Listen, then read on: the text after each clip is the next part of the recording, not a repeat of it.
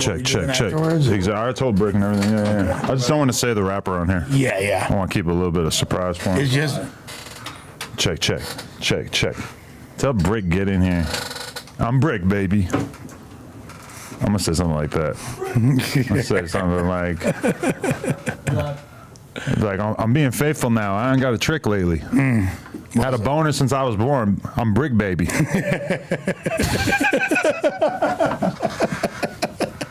that's a stupid double entendre. It'll take him a second.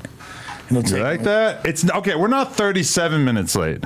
We're 7 minutes late because we changed it from 4 to 4:30, and they're all making up a narrative that Bricc is just like abusing the 22-ster by showing up late. When in reality, I moved it back because we were doing an interview that got pushed back a little bit.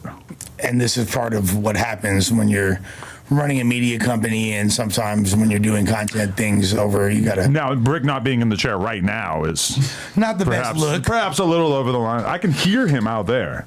The cold part is like Bricc was way more punctual than I was today. He was here before. Yeah, that's a good point too. He was here way before you. Yeah. And he drank so much green that his outfit.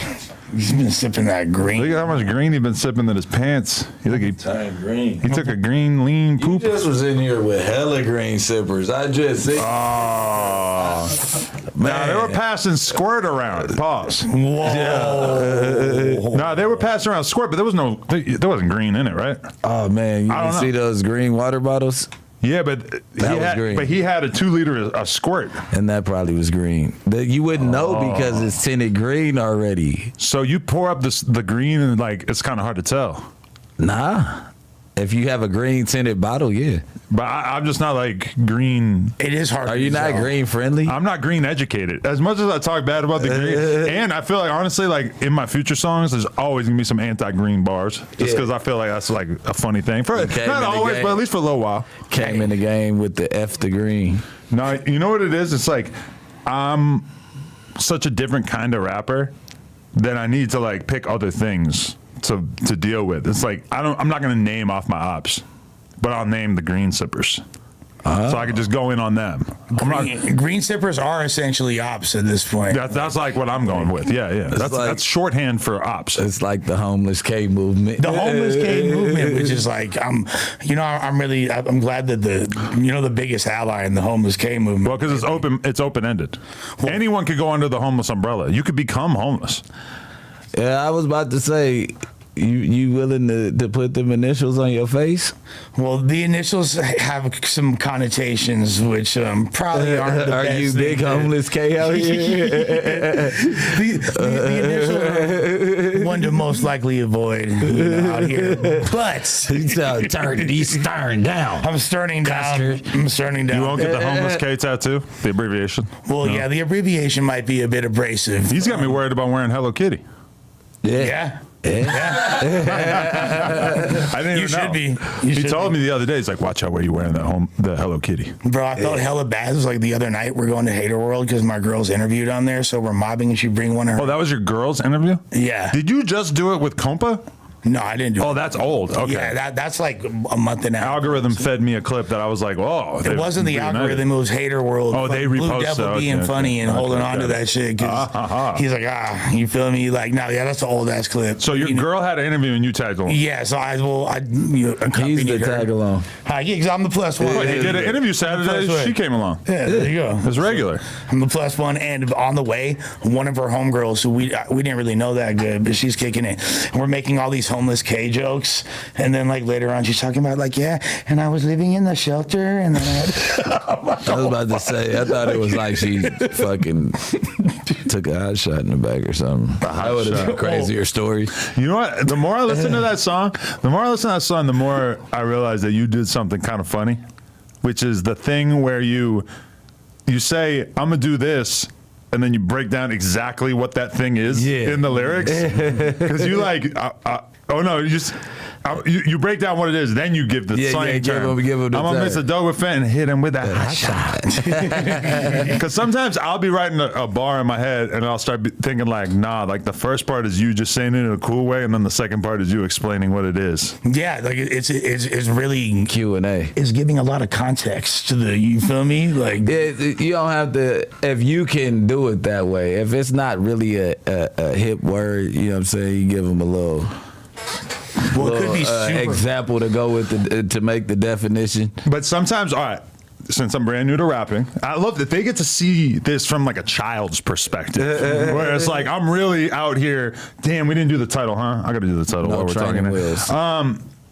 The other day, like I'll take like a complex series of syllables and try to think of something that rhymes with it that you could theoretically put, because like a lot of like bars you write, you rhyme the last two syllables, and then you don't think at all about like the beginning part of it. Oh, he's deep into this. Yeah, he's in there. He's deep into this. Hard. But the other day I found myself sitting on the plane thinking, I used to buy and sell hoodies. Now I'm with YSL Woody. But once you get to like 3, 4, 5 syllables that you're like putting together that like sound the same, this is more like a word game. Because I don't want to be that kind of rap. I don't want to be an Eminem style rapper. I was just about to say, I don't want to get mad lyrical. You're gonna Wait a turn sec. into a lyricist if you keep on breaking down those syllables. You don't like J-Bo, you don't like Draco, you don't like Babytron, you don't like VLP Kosher. These dudes all. You show me a verse where Draco's rhyming 5 syllables. What? Really? What? Yeah, What? he does it back to back. I'm back up on this crazy shit. Bob the Sideshow Maniac. I'm Luke Skywalker with this Glock playing laser Oh, tag. yeah, okay, What you talking about, fool? Like, I guess we could break this down. That fool has hella internal patterns all throughout his shit. Draco's incredibly technical, and that's what all of you Draco clones. That's what a they big miss. That's what you don't have. You don't have the wordplay. You don't have the originality. You're just like copying the same vocal tone and rapping like you're sipping lean. You know what I mean? But you're not really. That's what made Draco. It's not bad to have wordplay. You know what I mean? Right. A lot of rappers that you might not expect. But one thing I'd love to see from a 22 pocket at some point in your musical journey, and I think it wouldn't be true to your origins if you didn't do this. It's like a Dipset style camera. They're gonna say a BMX song. Well, BMX on a BMX. Well, that's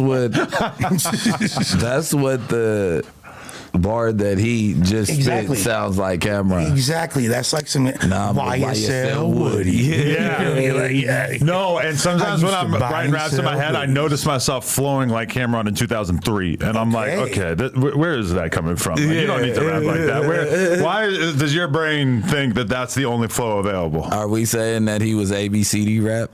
Just disguised? I think he was an incredibly ahead of his time rapper, and if anything, the thing that stood out about Cameron so much was just that he was like a super gangster.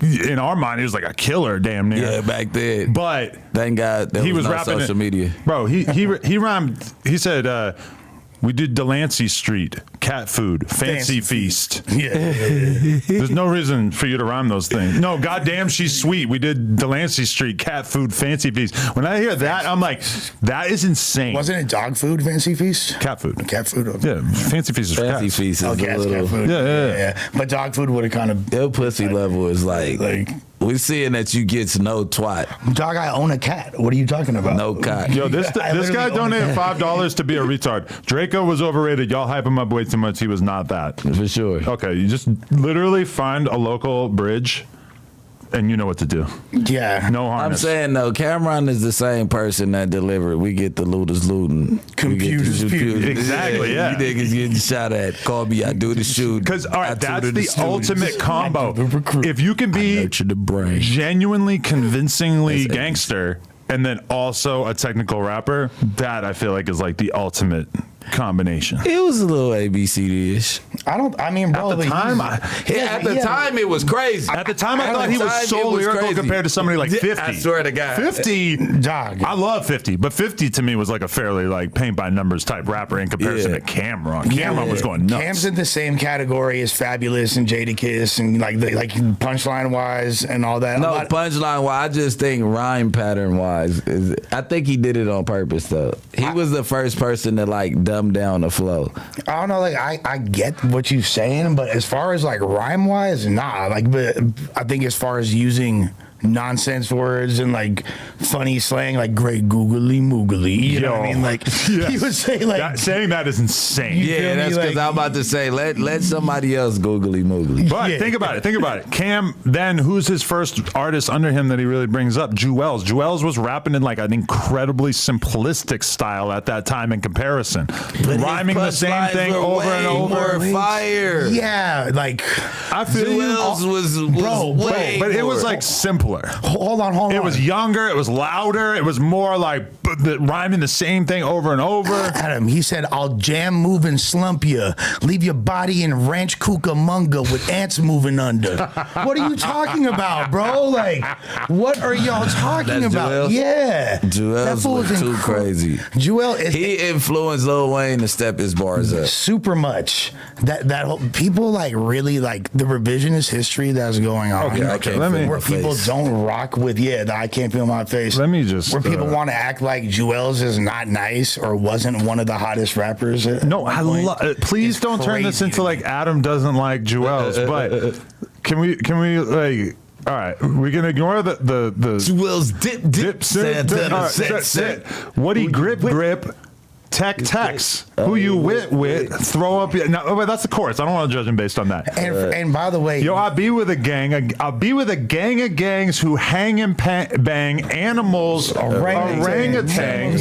Hammers move, bangers bang. Damn it, dude, the game has changed. I got a whole selection, a whole collection, a whole selection of my whole collection. but that's great. Yeah. But that's great wordplay. Was fool. super. That's off. I that think shit that's is- looters looting, tooting, shooter shooting, computer to Putin. No, for sure. Like my opinion on this as like a high schooler was that it was hella simplistic. Looking at it now, I'm like, wow, he's doing so much more He than is, so many dude. people in this you're day a and rapper. age. Yeah. You're a rapper now, so you gotta appreciate that. But he right did there. He did basically the same thing that you just praised Bricc for, but in a different way. Where Right. he like instead like nowadays rappers will just say one word and it's like a triple entendre or whatever. This fool will just take every possible meaning you could have with the wordplay and break it down separately. Yeah. So it's, I don't know. I always thought that L's is stupid underrated. I really can't believe I waited till I was 40 to become a rap star.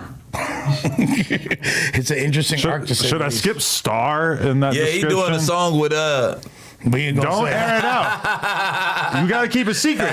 If you're going to be part of my team, you got to keep it secret. Because, that's why if I have a little bit of a different energy today, it's because I've got a little bit of that pre-studio jitter going on where it's like, oh, I gotta show and prove tonight. And it's not like the first song where I went into the studio 3 different times to fix shit. Like, no, I'm going in and whatever I do there, that's my verse. That's it.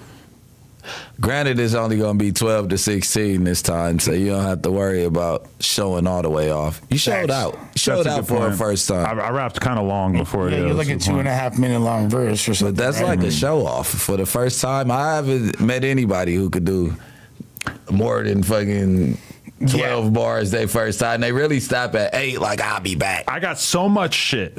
Like, it's gonna be hard for me to figure out like what I'm not gonna need like any new ideas while I'm in there because I got so much shit that I'm gonna have to fucking run through here. Yeah. It's gonna be a thing. You got to make sure you leave one of those good LGBTQ or whatever. Oh, yeah, that's extra Mando. letters they add. You got to leave a couple of them. You want a sneak Just peek? to- You want a sneak peek? Yeah. I'm in Mechanicsville looking for a transmission. Oh. I'm on a transmission. That's what he said when he got out the shit. car. I'm on a He transmission. He said, I don't see no mechanics here. I was about to say, well, everybody got tools up under their goddamn belt. Can we put the AC on? Because I'm fucking melting in here already. God damn it. Hey, we in here, people. I'm happy to be here. I forget that the studio sessions don't start till late. So I was thinking we were going to have to wrap this a little bit early. And then I realized, like, oh, nah, like, I'm going to actually. Yeah, you can't be 30 minutes early, black guy. I don't want to be the guy sitting in the fucking car. Nah, for sure. But no, it's weird. Like Suspect really clowned me when he realized that I had booked a studio session for 10 in the morning. Well, That was like incomprehensible to him. Nah, but a 10 to 10 is good though, because all right, just imagine if these rappers did wake up and right when they first start getting high at 10 in the morning, they started at the studio. All the fresh high thoughts are there.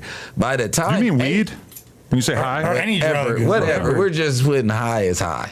High You is know what high. I mean? Yeah, it could be Nas. It could High be, and by. yeah. Just wake up to Nas is fire. Yeah. So look, just imagine by 10 o'clock how many perks and leans they already did just to get themselves ready for the studio. You in there, and you get the Exactly. And they think that's dope. They think that if they're like completely fucked in the head by the time they get in the studio, that's good. Like from my perspective, okay. It can be. No, that's the best time. I could sit down and write a YouTube video at 9 in the morning. I could write a 10-minute video. It'd probably take me like 2 hours. Like I'll just sit down. My brain's going crazy in the morning. Just caffeine and I could write so much. In comparison, I've tried to get home after work at like 8 p.m. and try to write. It doesn't fucking work. Like I There's need no that early drugs. morning energy. Yeah, that's what I said. There's no drugs in your system. But that's what I'm saying. That then I feel like going in the studio early in the morning, my brain is firing. For sure. By 8 p.m., my brain is mushy. Now, granted, that might give you the raps that you want. Yeah. It might be all right. Sometimes That's what it's they about think. just- But well, if I went early this time, and it was like, because it was like the first wave. But I forgot, like, oh, I remember I changed my studio hours from 10 to 10 at one point, the 12-hour blocks, because I was having them from 6 to 6. And by 2 in the morning, you literally like, Yeah, but some great things come from that. But also like, I don't know. I mean, there's definitely some Draco IG lives that were like incomprehensible. exactly. Of course. Some songs that weren't so far off from that. But the shit that you're thinking about when you're that loaded, That's the thing. Unmatched. So, what drugs Irresponsible. do, or drugs remove like the filter and the doubt. yeah, for sure. That's why people The enjoy shit drugs. You think about, like, oh shit. Like, damn, I'm about to rap about that. Fuck it. Can I just point this out too? All right, so like, there's some people in the comments saying like this show lacks direction, and I feel you because we just talked about goddamn whatever for the past 20 minutes. This is my thing. When we started podcasting, not like us, but just in general podcasting, the standard was so low. It was like you could talk about your day, you could talk about your girl, you could talk about we went to the club the other day, you could talk about whatever. It's all good. It's just like a bunch of homies sitting around talking, which still to this day. You go listen to Joe Rogan, they're just shooting the shit. They're not like trying to hit hot topics, trying to do the news, etc. But like there's something in hip hop where everybody is so clickbait oriented and everybody wants to like hit the big topics and stuff that when you sit here and don't talk about the current events, people act as if you're bugging, like you're fucking wasting your time on camera. My thing is, if we all talk about the biggest current events of the day, then we're all talking about the exact same things, and that is inherently boring.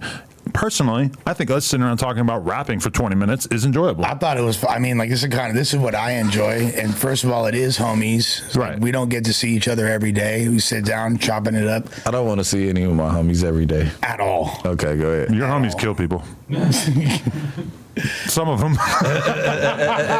No, the fuck they don't. Shit. Just kidding. That was Just- crazy, but They ain't done nothing wrong. Nah, but like, and beyond that, we just broke down the intricacies of Joel Santana and Cameron's rhyme patterns. Like, what are you talking we're about? here for the culture. Like, Yeah. if you think Adam's coming in, just try to culture vulture album, he's here to stay. He'll be here till he's 50 rapping. Because there are a few things about rapping that I find exciting, which is number one, like just the process of kind of, let me get one. The process of kind of like learning how it works, how it comes together, etc. That's part of it. And then also, I'm so excited for the song I'm doing tonight because that's going to be like, I'm going to sign up for TuneCore like all these other rappers do. Yeah. And I'm going to actually see what it's like using the app that everybody's using, figuring out how do we do the splits? How does the producer get it? All this little shit that I'm curious about. I'm very excited. So like, you're going TuneCore, so no United Masters, no DistroKid. You taking your talent straight to TuneCore. well, listen, I mean, if That's a kind of there's antiquated. a lot if of United Masters distros. wants to tap in and create like some kind of like weird media narrative, like NLE Choppa signed with us instead of a label or whatever. Remember that? Yeah. that was a thing. Yeah. I mean, sure, let's do that. Yeah. No, I did. I got paid X amount of dollars to do an Instagram live one time where I talked about how great United Masters is. Bro, it's Have I ever literally- used it? No. It's a service that anybody can sign up for, but people try to like act like it's a label that they're signed to. If when you they're really crack not. it, they'll give Steve you an Stubbs is a marketing advance. genius. No, Yeah. these distros, if you do enough numbers, they'll give you advance to do your thing. Or they'll look at your numbers and they'll sum you up and give you like 12 months of that shit. Yeah. And beyond, like, culture vulture is such an antiquated term. I think that, like, Adam and myself, we're Yeah, more you like, guys are both culture vultures. no, we're more like culture condors. You feel me? I Like, don't feel that way. we got way more wingspan than a vulture. I feel like no. Honestly, when it comes to culture vulture, like motherfuckers gotta like veer away from that when they talk about Adam. I don't think that you guys understand how much fun he has being a part of the culture. Like I watched you. I feel like that might lend credence to their argument, though. No. You're having a little too much fun, guy. It doesn't help much. But what I'm saying is, it's not like he coming to shit on the culture. Not like they haven't been exposed to this shit. So their first time seeing it, of course, they're going to be happier than a fag in a dick factory. You know what I mean? And in some cases, I am actually that fag, yeah. No, but Did yeah. you just call Atlanta a dick factory? You know what's funny is that I've seen some dudes getting canceled. Like last week, we talked about how hot the chicks are in Atlanta. I've seen some black dudes getting canceled, and we're going to get more into these dudes after this, but they're getting canceled for saying that the girls in Atlanta are all nasty and fat. Really? You're tripping. Yeah, I mean, maybe at the fucking grocery store or something, but we're not in Magic City, buddy. Yeah. I had to give Adam a shot. He had a boner. So crazy when we walked out. Literally, He hit me with gave the this Narcan thing. to make He's that like, thing go down. I had to hit him right in the main vein, dude. Hey, maybe that works. I'm wondering. That's a good way to get rid of your boner. What if it permanently, like, just What if it seals makes it go? That's why. That's on the Patreon. That's part of it. I'm 22. This is No Jumper, the coolest Patreon/OnlyFans in the world. I'm in here with my man, Bricked Up Bricc. Raise your bricks. That's what I said in the intro to all of them. Bricked baby. Yeah. Oh, I got a brick baby. I got a brick baby bar. Yeah, you got a little gay brick baby bar. As you should. It's not gay. It is. No, Anytime you refer to me as a dick, No, it's just me saying I'm Brick, baby. baby. 'Cause I'm just like secretly sneaking you in there. Yeah. Yeah, I know. But you're talking about your dick. See, okay. Secret boners are insane. By the way. Part of podcasting. All right, there's like a logic in podcasting, which is like you don't do anything all week, and then you come in and you just talk about what's in the news. In theory, you could live a very exciting life, then come and do a podcast, and then you all talk about your exciting life. Exactly. But almost nobody does that, and a lot of people do it badly. There's other podcasts that I've watched at times throughout my life where they'll do a tour, or they'll like go out for the weekend and do live shows, and then they go do their podcast. And they just talk about the live shows, but they talk about it like it's way more interesting than it is. It is. I'm a hell of a clothes folder. It feels great when you're actually like in that moment, but in reality, if you're like, and then we went there and we did the live show, and it's just like, if there's not like some kind of variety to it, it's Well, going to be also, boring. like really insular references that only the hardcore fans that are into the lore, but like a random fool would be like, oh, and then when Joey said bananas, like yeah, it's funny. Inside to 17 jokes people. are great in real life, sure, but yeah. inside jokes, like you have to sort of roll them out. Oh, the podcast. But if you take the events that happen at these live shows, like, oh, Bricc was in the corner with two females, but Bricc was in the corner with two females. They were both drunk. They were high, I think, off ecstasy. And you go into detail. I like then that. you make it sound way better than what the fuck. And- you know what I well, but mean? that's like if we went on tour and we were really living our best life, Exactly. we'd have all kinds of shit that we probably shouldn't talk about. Exactly. In reality, we're extremely well-behaved guys, and our Venezuelan girlfriends don't need to beat us over the heads. Can I ask you, how was your Vlad experience? I'm very curious to hear more about this. Please. Bob, I had butterflies like a bitch when I was pulling up. He told me that on the phone. He's like, I actually kind of got anxiety. I got a little bit of butterflies before Vlad's kind of top of the ladder. Yeah. But then he cleaned it up. He's like, but you no jumper too. Yeah. I had to put that in there. Yeah, I was like that when I pulled it. Nah, but it's like Vlad, like, all right, fuck. Because I don't want to blow it. So I'm like, do I go in here and like avoid the controversial shit? But he didn't even go down that route. He really like kept it real. But Adam told me like it's your first one. He's gonna do like the Life what, story. when, where, how. Like He didn't really life hit story. much like no jumper drama. Nah, he didn't go into no jumper drama, but he did do his research on me coming up. Like, he definitely went through some early Say Cheese footage and Small's Eyes. Yeah, definitely I could tell that he watched those two and maybe like a newer Say Cheese. It was mostly Eric Holder and Yeah, I was thinking about that. it stopped right at Eric Holder and like how we came up together. Oh, interesting. Yeah, Okay. yeah. When it comes out, it'll probably be called Bricc Baby Tells His Life Story.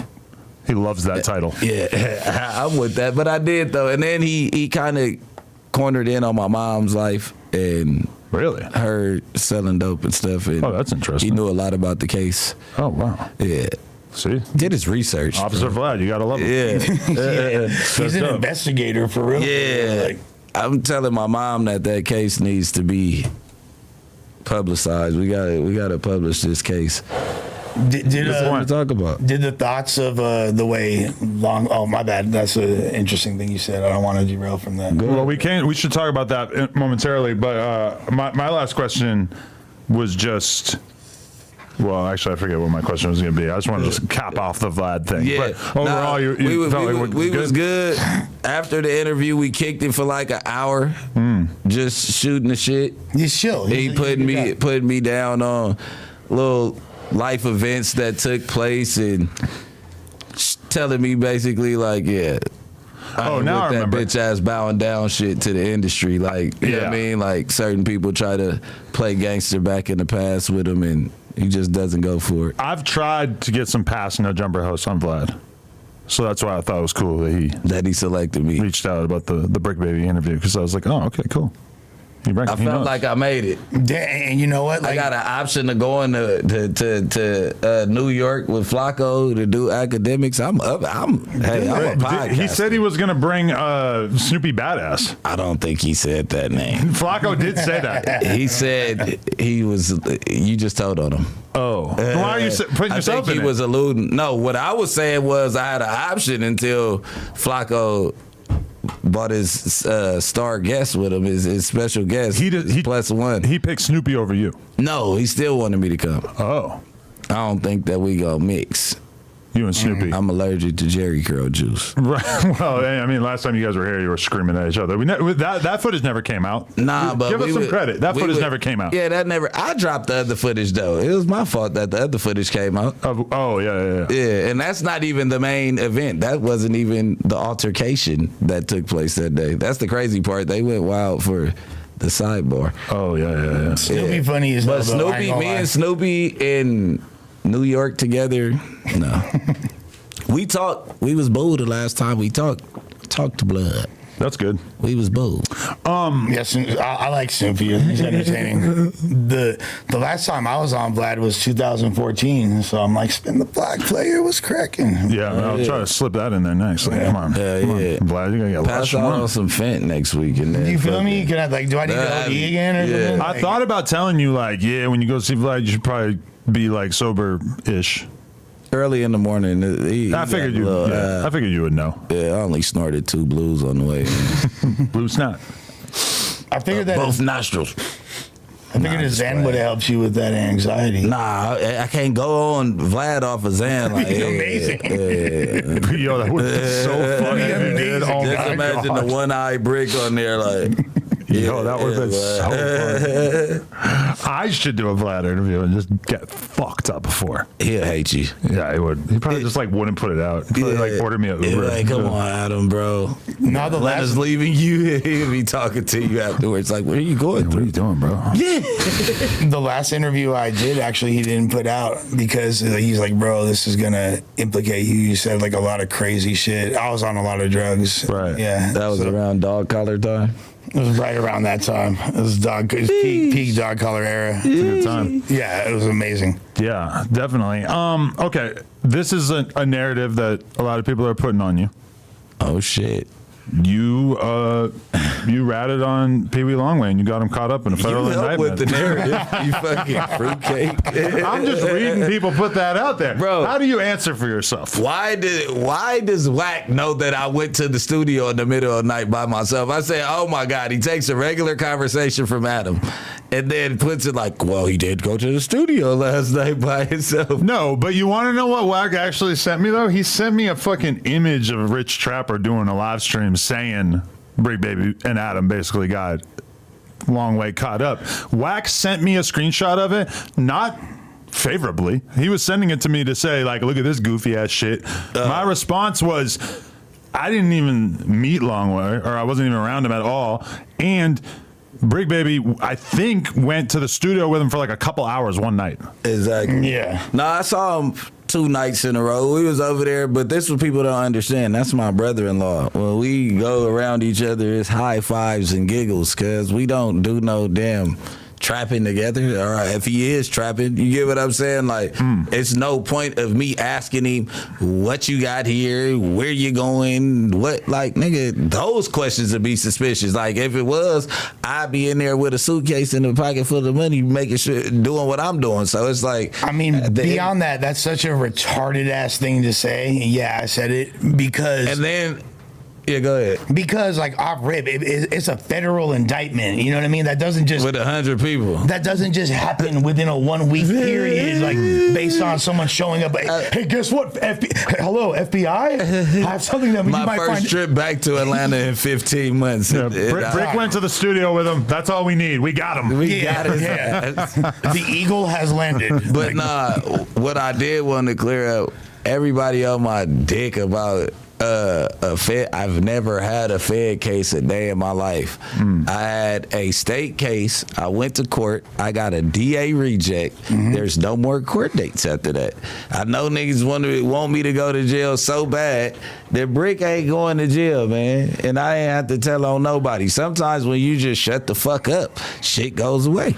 I got hit up Sunday by one of our Atlanta connects who said, I got some information about Pee Wee. I seen the paperwork. His name was not in the indictment. The people that picked up the ones that's getting charged, all of them are facing life. Pee Wee's real name was not on there. I think they just detained him. So is this an example of all the hip hop news sites like basically running with a fun narrative? Yeah. Shout out to Remo for being the first to break some news that me and him was talking that this might possibly be the case. So Remo put it out there first? I don't know. I don't know. That's 2 cops. That's 2 cops. Yeah, that's 2 cops. That's 2 cops. What I meant was he's 2 cops. Yeah, all by himself. He's a big boy. Well, I mean, listen, Remo's been getting it a little bit. I don't know if he cares, but he's been getting a little bit of body shaming in the chat, and he's been getting the Reddit. And people are getting on his ass in the comments of that Woody interview. Yeah. Bad. Yeah. Which really we were just doing what we always do, is just talking to a motherfucker. But I don't know, something about the fact that he's like not supposed to be talking about shit. They're really like on Remo's ass in those comments. Bad. Yeah, I've seen people like bringing attention to the fact that he was getting specific dates, things like that. Yeah, Remo. He wants the content, man. Remo's you the know what I'm best. saying? If you're willing to talk about it, he's willing to ask you. I mean, you know what I'm saying? I've seen that he's took Adam's approach and just like way worse, because he's really, if you look at it, it's like good cop, bad cop. They're expecting Adam to come with the sneak move, and then it's like he just comes in like, yeah, so that happened when you was at the barbershop. What barbershop? When y'all pulled up at Shot Clown Barbershop, we talk about that. He reverse Uno cards them, bro. Like, yeah, they expect it to be Adam, and then he come from, damn, you just put the whole operation on blast. That's the 1-2 punch, man. It is what it is. But they were also on your ass a lot about spending time with Woody in that vlog. You guys, thank you, Adam. I appreciate you. You know what? You lied, Bricc. If I'm opening the door for you being real with the people out there. You lied to me, Bricc. Yeah. I signed to an ultimate fuck boy. Look, he doesn't give a damn. I said, listen, maybe when I took the picture, it would never happen, right? Right. And I didn't give a fuck because, like, even when the vlog started off, you see, when I asked, like, you remember me from back in the day? And he's like, yeah, it used to be across. Like, at the end of the day, it ain't really none of my business what's going on inside that courtroom, because he's not going up there and, like, pointing at thug like he did it. Yeah, that was him. He really trying to wiggle my boy out of a situation. So at that point, it's like, okay, boom, and I know you. That's cool.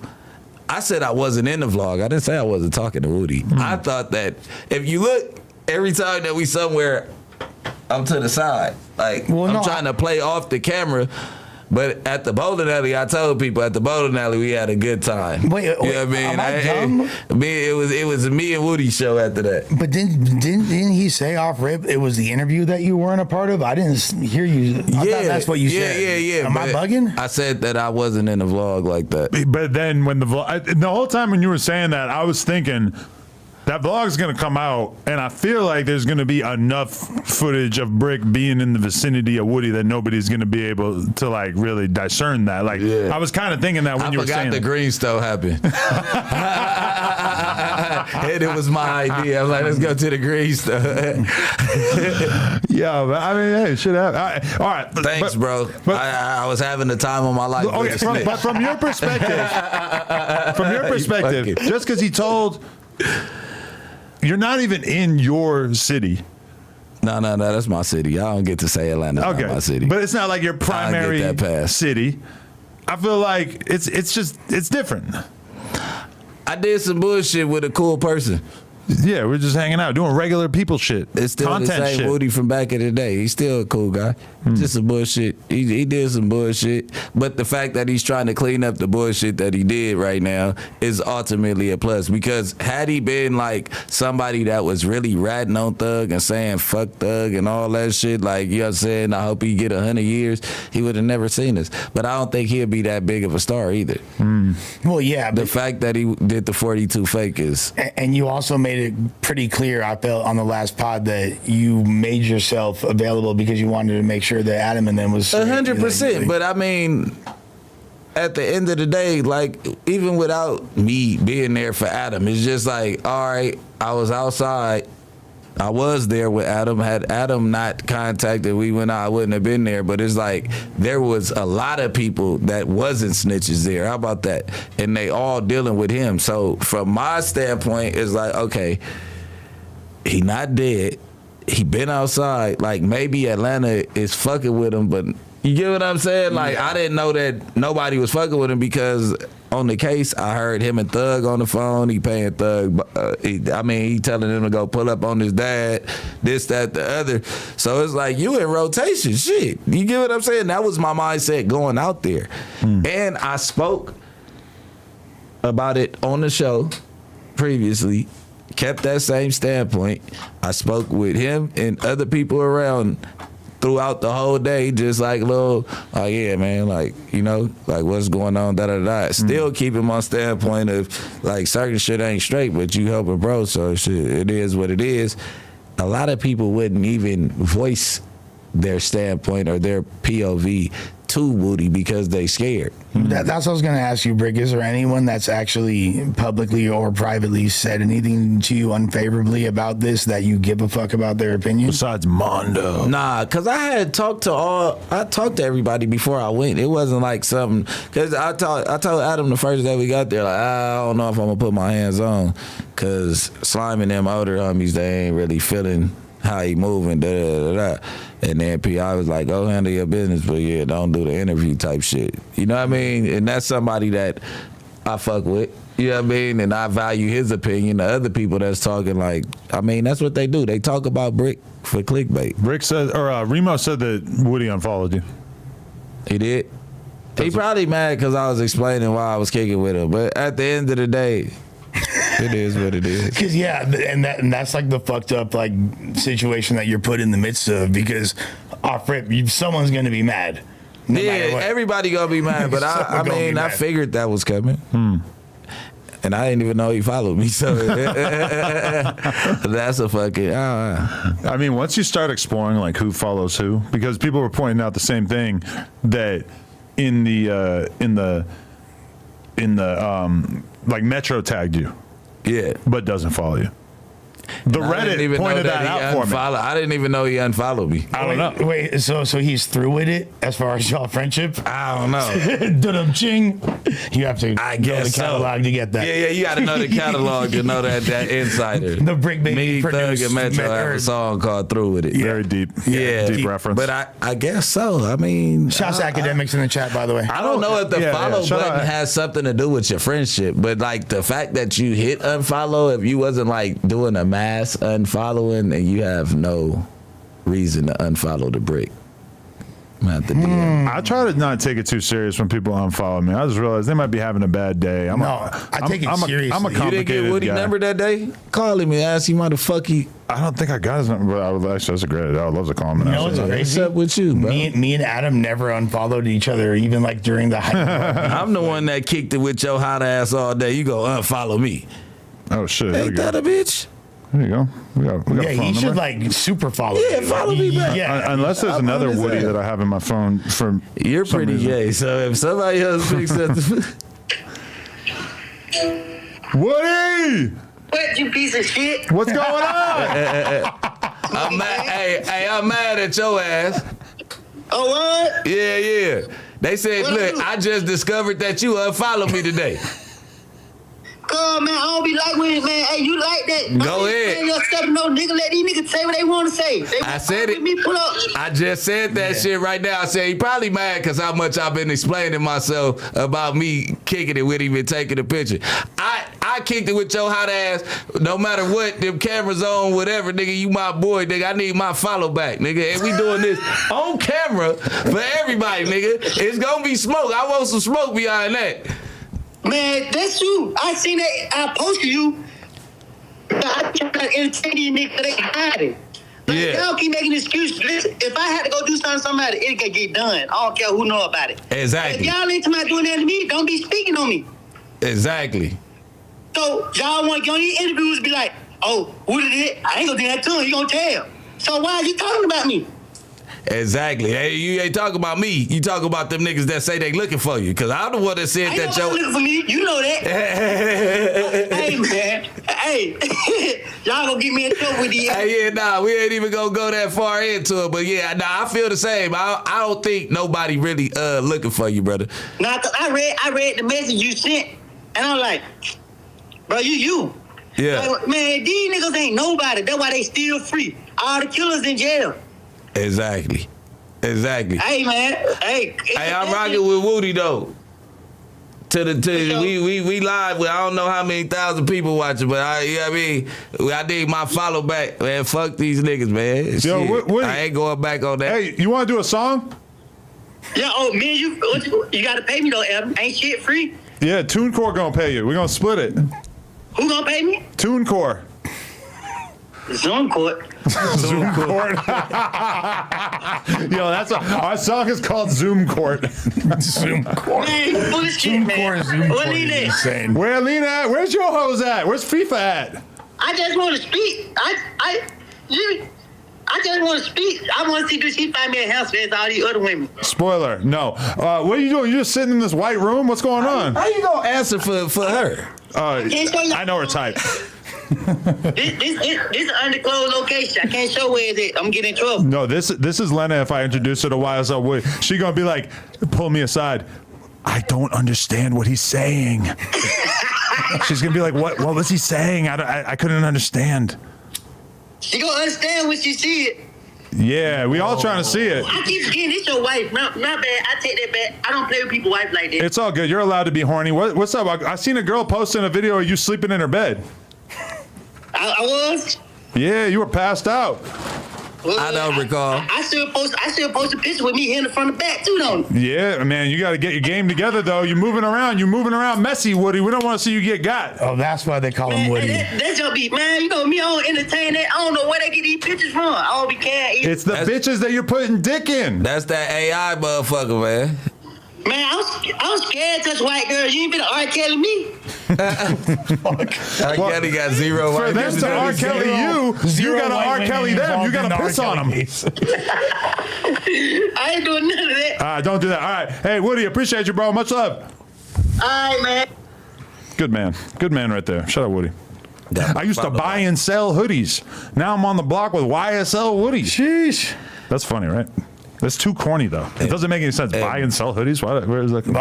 Did you do that? Were you like a big thrifter? But I can also say buy and sell goodies. There you go. That's better. I had Bricc with me. What about now pussy? in his hoodies? No goodie. I used to buy and sell pussy. Oh, see, there you go. That's much better. That sounds more like a rapper thing to say.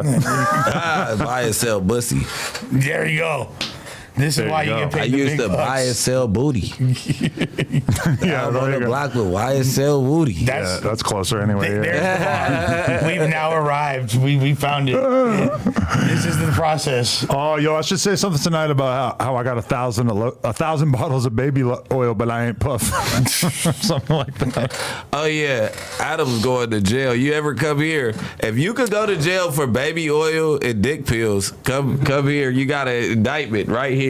Yeah. You got an indictment right here. I thought that was Dick a pills joke. and fucking The 1,000 well, dick bottles. chocolate. I mean, honestly, I don't know if that's been like really like established that that's 100% a fact, but that's definitely like I woke up this morning and that was like the headline. That was headline. I saw it 100 times in a row on Twitter. But this is also, I mean, I saw it from the same source that confirmed the Pee Wee Longway incarceration. So, you know. Yeah, man. But I feel like why not stock up? He's the guy at his Costco's. Okay. He is the guy, huh? All right, but this is the thing. Even if you're buying lube at Costco, I feel like really, how much lube is going to be the maximum amount that you're able to get Just in one? imagine Diddy. My bad. I feel like a pallet of lube is still not going to be 1,000 bottles. But what I'm saying is just imagine Diddy going in somewhere to buy a bottle of lube himself. The whole world is going to have that footage. So he said somebody like, look, you know I like to fuck all the time. But get me 1,000 bottles? I'm picturing- 1,000. We do everything big. It's 1,000 bottles of Ciroc in the house. Why are they 1,000 motherfucking... It could have been the remnants of the COVID era, 'cause and or he could be filling up an The entire... baby oil, you know he always shiny. That's for the men. But see, that's okay. not for sex. That's for all the men. This is to the question shine up. of I used why- to buy Gordy that shit. He could bathe in it. Why do you need 1,000 bottles? Why can't you get a 242 bottle, 64 ounces spunk lube? Yo. Pure silicone, a $242,000 bottle. I mean, you don't need 1,000 of these. Most people don't have a house big enough to fit 1,000 of these. Well, he does. So he has a whole store. It's probably like a fucking RX. No, but realistically, you probably don't want to pull up with a whole thing of spunk on deck. You probably want to have little bottles that are kind of portable. You can stick it in your back pocket. Yeah. Meander over to the other room. Yo, the back pocket. God forbid you get pulled over and then a cop says to you, that's an awful lot of spunk. Yeah, well, they could say that. I'm willing to take that charge. But my whole thing is just like, why, like, Twin Pat. okay, why do you even need lube? Like, to me, like, I fuck a bunch and I don't use lube. Lube has never been a thing. You're not an ass guy. Well, Okay, that butt is fair. play. When we do anal, we use lube. Yeah, you're right. You're right. That's He's an ass guy. He's a transmission guy. He's a bussy guy. You don't need that. All you need is spit. But here's the problem. You're doing drugs. You probably don't No have too much spit. Not the good spit. You could gotta- be chugging water when you're on Molly, and it it's still still- doesn't feel like you have spit in your mouth. That's true. You know? It comes out like this. Yeah, it's still. That's been like the biggest casualty besides the ability to eat apples since I got my teeth fixed. I can't spit the same. Really? Yeah, for some reason. I don't know why. So, like, it's been. I mean, as an adult, how much do you really have to spit? Yeah, that's like pause. Well, What do you spit? situations like the aforementioned. You know what I mean? You don't think you could do a good hawk to it if you wanted to? But It you would- still I be wanna on be- the drugs though that dry you. That too. Yeah. And you like a cotton mouther. Even Right. cigs. Yeah, cigs as Cigs well. dry your mouth out. Yeah. No, but There used to be days where I would drink 3 gallons of water in a So day. does Pepsi. And it would be when we were doing the live streams where we were listening to people's donations, and we would just be smoking back to back to back blunts. Those were the days where I would drink 3 gallons of water in a day. yeah, I wish I could. My body like doesn't have the capacity to consume that much. I don't drink water by the gallon anymore. I just refill these. Bro, things. it's just hard for me to drink that much water, fool. Bro, you gotta drink what you weigh, like 200?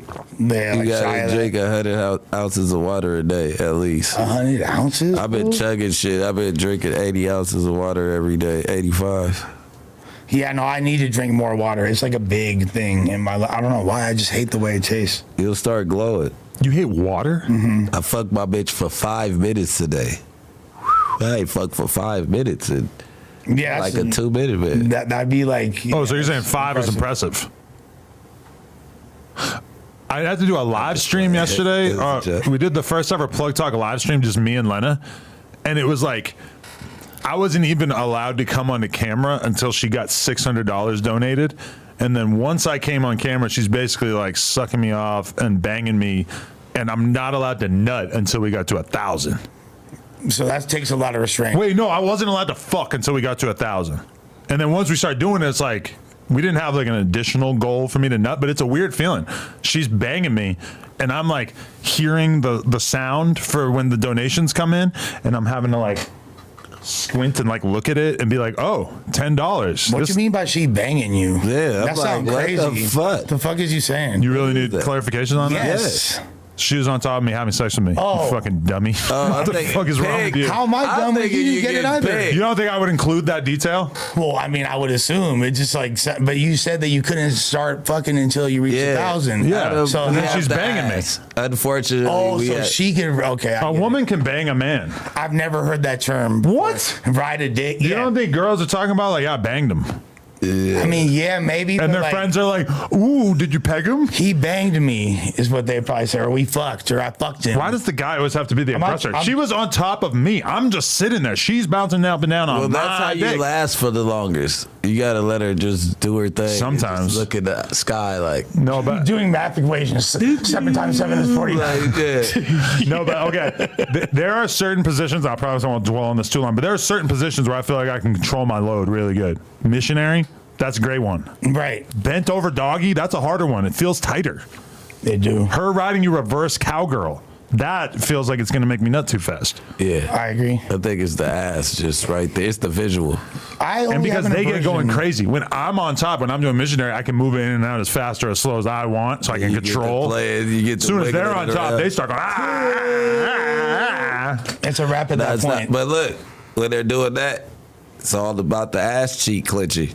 You can't clench your ass cheeks while she up there. You got to just relax. So that's advanced. And then you got the boner and just relax. Because as soon as you clench the ass cheeks back up, you got to shoot her. Brick's big on the G spot, you know, the male G spot. He's referred to it several times. No, like, I wasn't talking about inside the asshole. No, That's you know a what I whole do? different spot. You know what I do? Come- I tighten to my come- leg. When you're coming, you're clenching your ass cheeks. I No know. matter who wants to say they not clenching your ass cheeks, nigga, you put a motherfucking policy in there, nigga, it should go pop. You know what works for me? You tighten your legs up. You flex your legs. Because it's that's making blood go into down. other muscles Yeah. in your body. Yeah. So if I flex my fucking leg and like really like bodybuilder show, like that feels like that might help a little bit. you gonna last longer. Damn, that's like okay. That's a creasier. Because I've heard so many things I don't agree with, like flick it, whack it. Sometimes I'm just not a porn star, so whenever No, in the I real nut- world, you don't have to whenever care. I nut, it's like, hey, Yeah. the No. faster for me, the better, bitch. And you deal with that. That was I why. didn't come. I That's ate why your it was the pussy or funniest something. shit in the Sit world back. when Fat Boy's baby mama, like Kwani, OT7 Kwani, said something about the fact that he banged Fat Boy's baby mama, and she Everybody, said, that's like Blasie's bitch. but then she said, "You only fucked me for like 2 minutes." Okay, It still counts. It does not matter. Your dick was that doesn't yeah, make it anything the dick less. was inside Like, you. what do you Yeah. mean? Like, shame on you. My only thing though, I just had an aversion to the phrasing of "she was banging me." I literally didn't understand. But riding, okay. We've all been banged before. Kind of vanilla. Apparently. Yeah. You're a vanilla guy. You're not from this world. No, I'm totally like have no kink shaming in my soul. Whatever anyone's into, Can you promise me something? yeah. When it comes out that you get pegged by your girl, can we do a whole episode where we just really celebrate? Like, I want to get you a pegging cake. Yeah, for sure. I want to really I don't want to just breeze by, act like, oh, that's Lush's thing. Yeah. We're not going to drive attention. I want to really celebrate. A cucumber medal and all that. Oh, yeah. Eggplant emoji. She is. We want to know the size of the gauges. We are dressing up as Alan Peg Bundy for Halloween. If that counts. Yeah. You've been pegged. We've been going swear back I and forth a lot about what our Halloween costumes are going to be as well. Have you arrived at any conclusions yet, or? We're going like pretty basic stuff. Nothing too crazy, I don't think, yet. Yeah. I'm going to be Adam. I decided I wasn't going to do Chapel Roan. I'm gonna be you for Halloween, the bald head Adam. You want to see? Oh yeah, you, Trevor. Already I was got gonna it. say Trevor got the ups on you already. You gonna That's what have I'm to- saying. Bring it back. If you put like a whole like white mask with the tats on it, like Oh shit. that would be amazing. I was thinking about doing something like this, but then Remo told me he thinks that I should like lay low with the gay shit. That's a. I think Chapel Roan, you guys don't know about her? She's amazing. I think you're ready for that's the that. chick you've been talking about. Yeah, she's fire. Amazing music. But what's like the I've costume been look listening like? to country music. She kind of is like border, like she's a woman, like a regular woman, but she does like drag, quote unquote. She wears like crazy makeup and like her hair's all fucking weird. She has all these like signature outfits and shit. So it's like if I did a Chapel Roan look, it would make like a very small chunk of Twitter that I don't engage with at all ever very amused, and all of my hip hop fans would just think like, "Oh, Adam's being gay again." He looks like a burlesque prostitute. Syphilis in the 1920s. Because listen, I'm still hearing about the April Fool's prank. That was like 6 fucking months ago, and I'm still hearing about it all the time. Or you could stuff your pants and like put your leg up like a midget and be whacked. The big booty short. I'm trying to avoid any costume that really like Did you relies on blackface. Yeah. Yeah. You're right. Well, like, how could I be whack without that? Like, I've thought like a lot of good costumes where it's like, oh, me and Lennon should be Gucci Wear Mane a and moon Keisha. face. You could totally. But it's like, how am I gonna ever look like Gucci if I You don't? totally could be somebody that's not your race without Machine Gun painting Kelly your and face a different fucking- skin tone. That would be. No, I can't give him that. No, but like I did Eminem. Yeah. It was perfect. All I had to do was cover my tattoos, but even that was like a lot. But it's like there's so many. Like I've seen 3 white dudes who dressed up as like the Migos back in the day, and they killed it. But with the Migos, you got the fucking dreadlocks.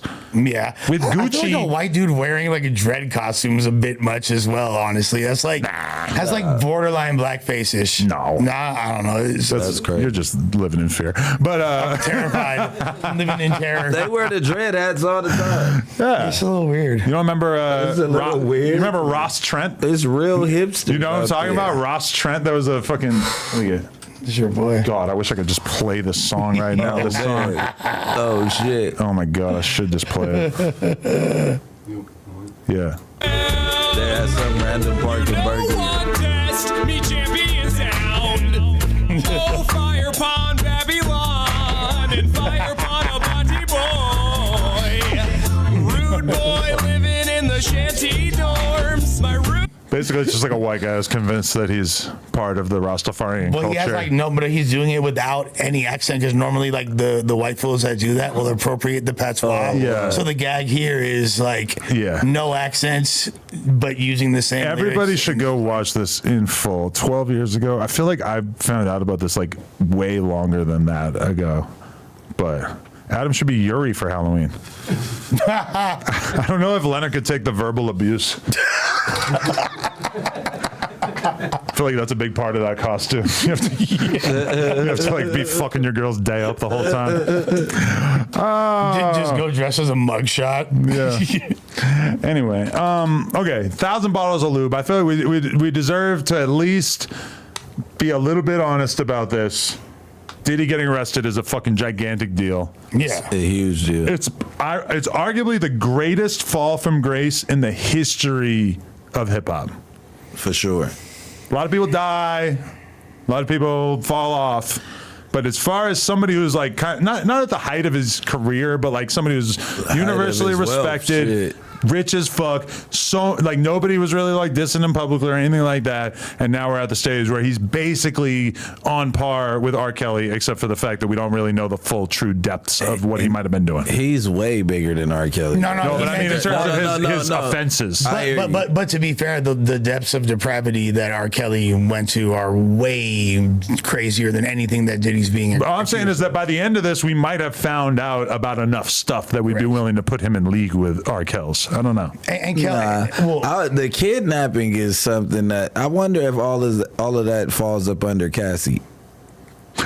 I think they have a shitload of different people that are alleging different There are acts, a lot. including, isn't like Kid Cudi going to be part of this, where him getting his car blown up?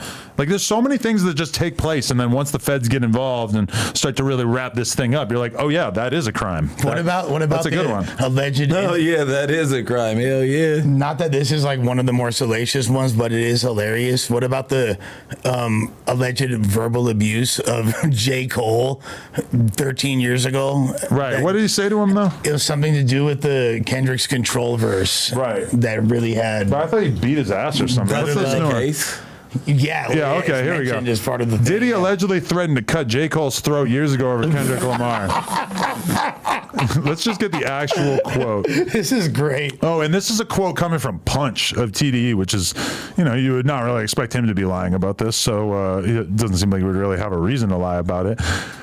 The homies just did this song, right? Pissed a gang of people off. He's talking about Kendrick and Big Sean. Everybody was mad at it. When the song came out, he was overseas. Then he came back to the States. First place we stopped him was New York City. And the first thing we do is say, let's go to the club because we want to check the temperature, see what everybody was on. This is what I need to do. I need to go check the temperature. LA stuff. We get to the club. One of the homies approached us and was talking about this particular record. So we're going back and forth. Oh, it's not personal. It's just this and that. It's cool. Whatever, whatever. Another one of the homies walks up. He looks drunk and said, yeah, y'all N-words need to go back and forth and keep it on wax or whatever. So the two dudes who approached us, they got into a little heated back and forth, a little argument with each other. What we didn't know is they had gotten into an argument before we got there. Punch then explained how he and his TDE cohorts entered the club's VIP section. There, they came in contact with a slew of celebrities, referring to the amount of star power as the front row of the Grammys. He then explained how Diddy continued his vitriol, leading him to threaten to slice J. Cole's throat. The homies that got into it with the other one, he's sitting 2 steps down from me on the couch. Then he came back at him, the one who got into the altercation earlier. He was like, if you ever say what you said to me earlier, and then he grabbed the bottle from the table and said, what you gonna do? Hit me on the head with a bottle? And he said, nah, I'm gonna break it on the table and I'm gonna cut your throat. It was getting tense. So the N-word standing on the ground reached up and tried to grab dude by the neck. So the dude reached around and fired on him, and then they both fell off the table, knocking all the drinks over. It's a scuffle now, a huge scuffle. That's crazy. Yeah. It's hilarious that it's J. insane. Cole, though. I mean, I feel like Puffy, honestly, is just the definition of a dude who just achieved a certain level of success young and really took every possible opportunity to be a total dickhead, piece of shit, allowed himself to indulge in every bad behavior that he could possibly imagine. And it's all because he believed that through his success that he was so special that he was basically exempt from any sort of consequences that could come from, not even like the criminal elements, but just being a huge dickhead to so many people. And I feel like this is all just this big, grand return to reality for him of, listen, this is what happens when you're just a total cunt to everybody that you come into contact with, which I feel like, if anything, my time in the spotlight has really taught me the opposite, where it's like everybody, like I can think of YouTubers who on my rise to wherever I'm at were fucking nobodies. Mm-hmm. And in the situations I'm thinking of, it's not like I was ever rude or mean to them or anything like that. If anything, this platform really like being accommodating towards up and coming talent, I felt like I was actually pretty cool with them. And now when I look at those people, they're so much bigger than me. And I'm like, damn, I'm thankful for every single time that I was humble and respectful towards somebody. And I really regret any time that I acted big-headed to somebody in a similar situation, because everybody that you see as they're going up to the top, you're going to see them when you're flattening out in popularity or nosediving in popularity, et cetera. You know, it's just like, I feel like I've learned the total opposite of the lesson that Puff has learned, where I think it's so important to stay humble and stay respectful to people. And I feel like Puff really kind of went with the opposite. Well, I mean, the thing, when you talk about a fall from grace in public opinion, what I see with Puff, and this is coming from someone that's a huge Bad Boy fan, like obsessed with their catalog from day one, is a dude whose entire career has been marred in controversy. From day one, people were looking bad upon him. This is a dude that was in the midst of the whole, controversy that led to two of the greatest of all time passing. Five or six of his artists have passed away. That's crazy in and of itself. That is very, very true. But at what point during that? At what point And during his ex-wife. At what point during that did it seem like Puff's career was in jeopardy? To me, never. Never. But Always. no. We knew this. When? Oh my God. Maybe the past couple of years, there's been rumors Like about past it. 10? But seriously, in the last 10 years, you feel like the conversation, because we never had that conversation on this Niggas podcast. never joked about them Diddy parties around you ever. Like, In the last year, maybe 2 years, yeah, you ain't but been. not like too serious. Okay, we could search No Jumper, we could search Vlad. You're gonna find very few clips of people talking about Puffy as if he was some kind of sex in the predator. streets, that been the term for freaky ass shit. Like, man, we ain't on that Diddy But not shit. for that long. Remember No, when I'm talking. Yes, Yeah, for like, for a while. like, oh, you having parties like Diddy over there? Like a motherfucker been saying that shit. Like, Let me give you a point of reference. Remember when Meek and Drake were going back and forth during the back-to-back thing, and Meek's like whole haymaker angle that he was using on Drake was, Diddy pissed on you. Like literally. Like, No, but someone did piss on Drake, and it wasn't Diddy. right. But the fact that that was even alluded to, it should show you what the climate is. You know what I mean? Like, But I don't even think they said that. If they did, they were just confused because it's not Well, like he literally it said- happened with somebody else. Yeah, but I always. I'm going if back that's into a the. punchline and he pissed on him. That's pretty freaky. I'm going back into the oldest. If that's even a frame of reference. The oldest No Jumper clips. There's nothing. I'm searching the word Diddy. There's nothing. That might be the No Jumper world. That's what I'm saying. But In the we are streets. desperately looking for bullshit to talk about people on a daily basis. But it's always been a joke amongst, I guess, industry people that I guess it's like Atlanta, the streets of LA, like places where he's lived, where people just know No, these bro, parties fools exist. always knew Diddy was That's weird what I'm back saying, then. but in the not, 90s. but not that weird. Not that weird. And it wasn't but a part of the public dialogue about him to the same extent. I'm gonna be He's real. still not that weird. When Joe Budden called me to his hotel room in 2018, I walk into the room. I've told this story before, but I walk into the room and there's some reality show, talent show thing on the TV, right? And Diddy is one of the judges. And I don't watch fucking TV at all, so I have no idea. But immediately Joe says something off the cuff about, look at his ass sitting there all mollied up. and in that moment, I'm like, oh shit. Like I took the context clues and everything. I'm like, oh fuck, Puff does Molly. He's one of them. That's Yeah. cool. Didn't know that. Just me as a fan. At that time, I had no idea that this was the crazy sex party guy. Never mind the crazy sex trafficker guy. Yeah. Whoa. But we didn't know. That's what I'm saying. I still don't believe that he's a sex trafficker. I mean, a sex partier, yes. I feel like trafficker and all that. I just don't know what trafficking means. Okay, but It depends what on how they you say, define that. what they say is that he not only would be like getting large number of women to come to the party, but then he would basically like intentionally get them fucking loaded off hella drugs. Dude, they were saying that essentially the allegation, correct me if I'm wrong, was they were trying to be like, he was having Young Miami in them and like people like that, like go get bitches and bring them, and then they would. I'm saying, get but them loaded. you and- take the drugs at your own like discretion. Like you're Not getting everybody. Nobody's like snort the line. Yeah, they are. fuck. Well, No, they go and they put it in your drink, That's and then you what- just consume it. Nah, they were putting shit in their drinks. I would assume. No, they're getting high together, man. Okay, there's that. What's the But then effect there's of like, Tootsie? but most What's the girls effect will of like Tootsie in take your a drink? moderate amount of drugs. Right. It sounds like from this thing that it was like rooms full of chicks passed out. Now, granted, that might be them just hyping it up, making it sound crazy. That sounds a bit So salacious. listen, they do little amounts of drugs because they don't have the money. As soon as they go, that's like a cokehead bitch walking in and it's 2 ounces on the table. Today is the day that I OD. And I've seen that over and over. It'll be like a girl I know, regular chick, and then she starts getting invited to clubs. She starts being in the bottle service. A couple months later, she's like in rehab, or she's like a full-blown cokehead. Cokehead. Because most people on their day-to-day lives are doing as much drugs as they can afford. Most people, if they all of a sudden started making an extra $10,000 a year, would probably spend it on lean and well, I'm talking about like people that we're around. But a lot of them would spend a huge percentage of it on drugs. Let's be real. Yeah. Way more weed, Getting some good lean, more perks. And just the partying in general, whatever comes with that. But so then when you find yourself in an environment where you have infinite drugs available to you, what do you do?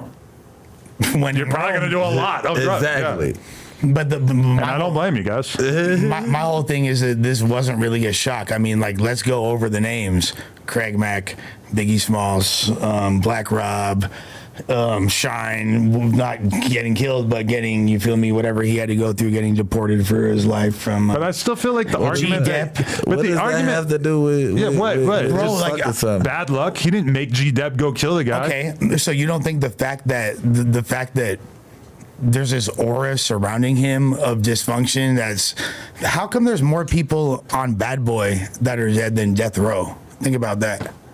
But When most, Death Row was like clearly like a more the vast majority of perpetuating a people more in the criminal situation image. you're talking about, though, it's No. like completely implausible that Puffy would have got them killed. Yeah, I'm like not saying Puffy got any of them killed, But so we're indicting people for their aura now? but the circumstances these people's lives took, which you could see the dysfunction stemming to. You know, that is a lot to put on him. I feel you. But at the same time, like, this isn't a guy that has like a fucking good reputation that was doing solid business. But you know how bail it out is. the You debts. sign artists, and the ones who perform, you develop a lifelong bond with them. And the ones who Exactly. fall off, you cut ties. bon with it. voyage. It's a fucking business. It's not a fucking friendship. It's not your homeboy from kindergarten. But that's the problem, though, is like, okay, you get drafted to play for the Lakers.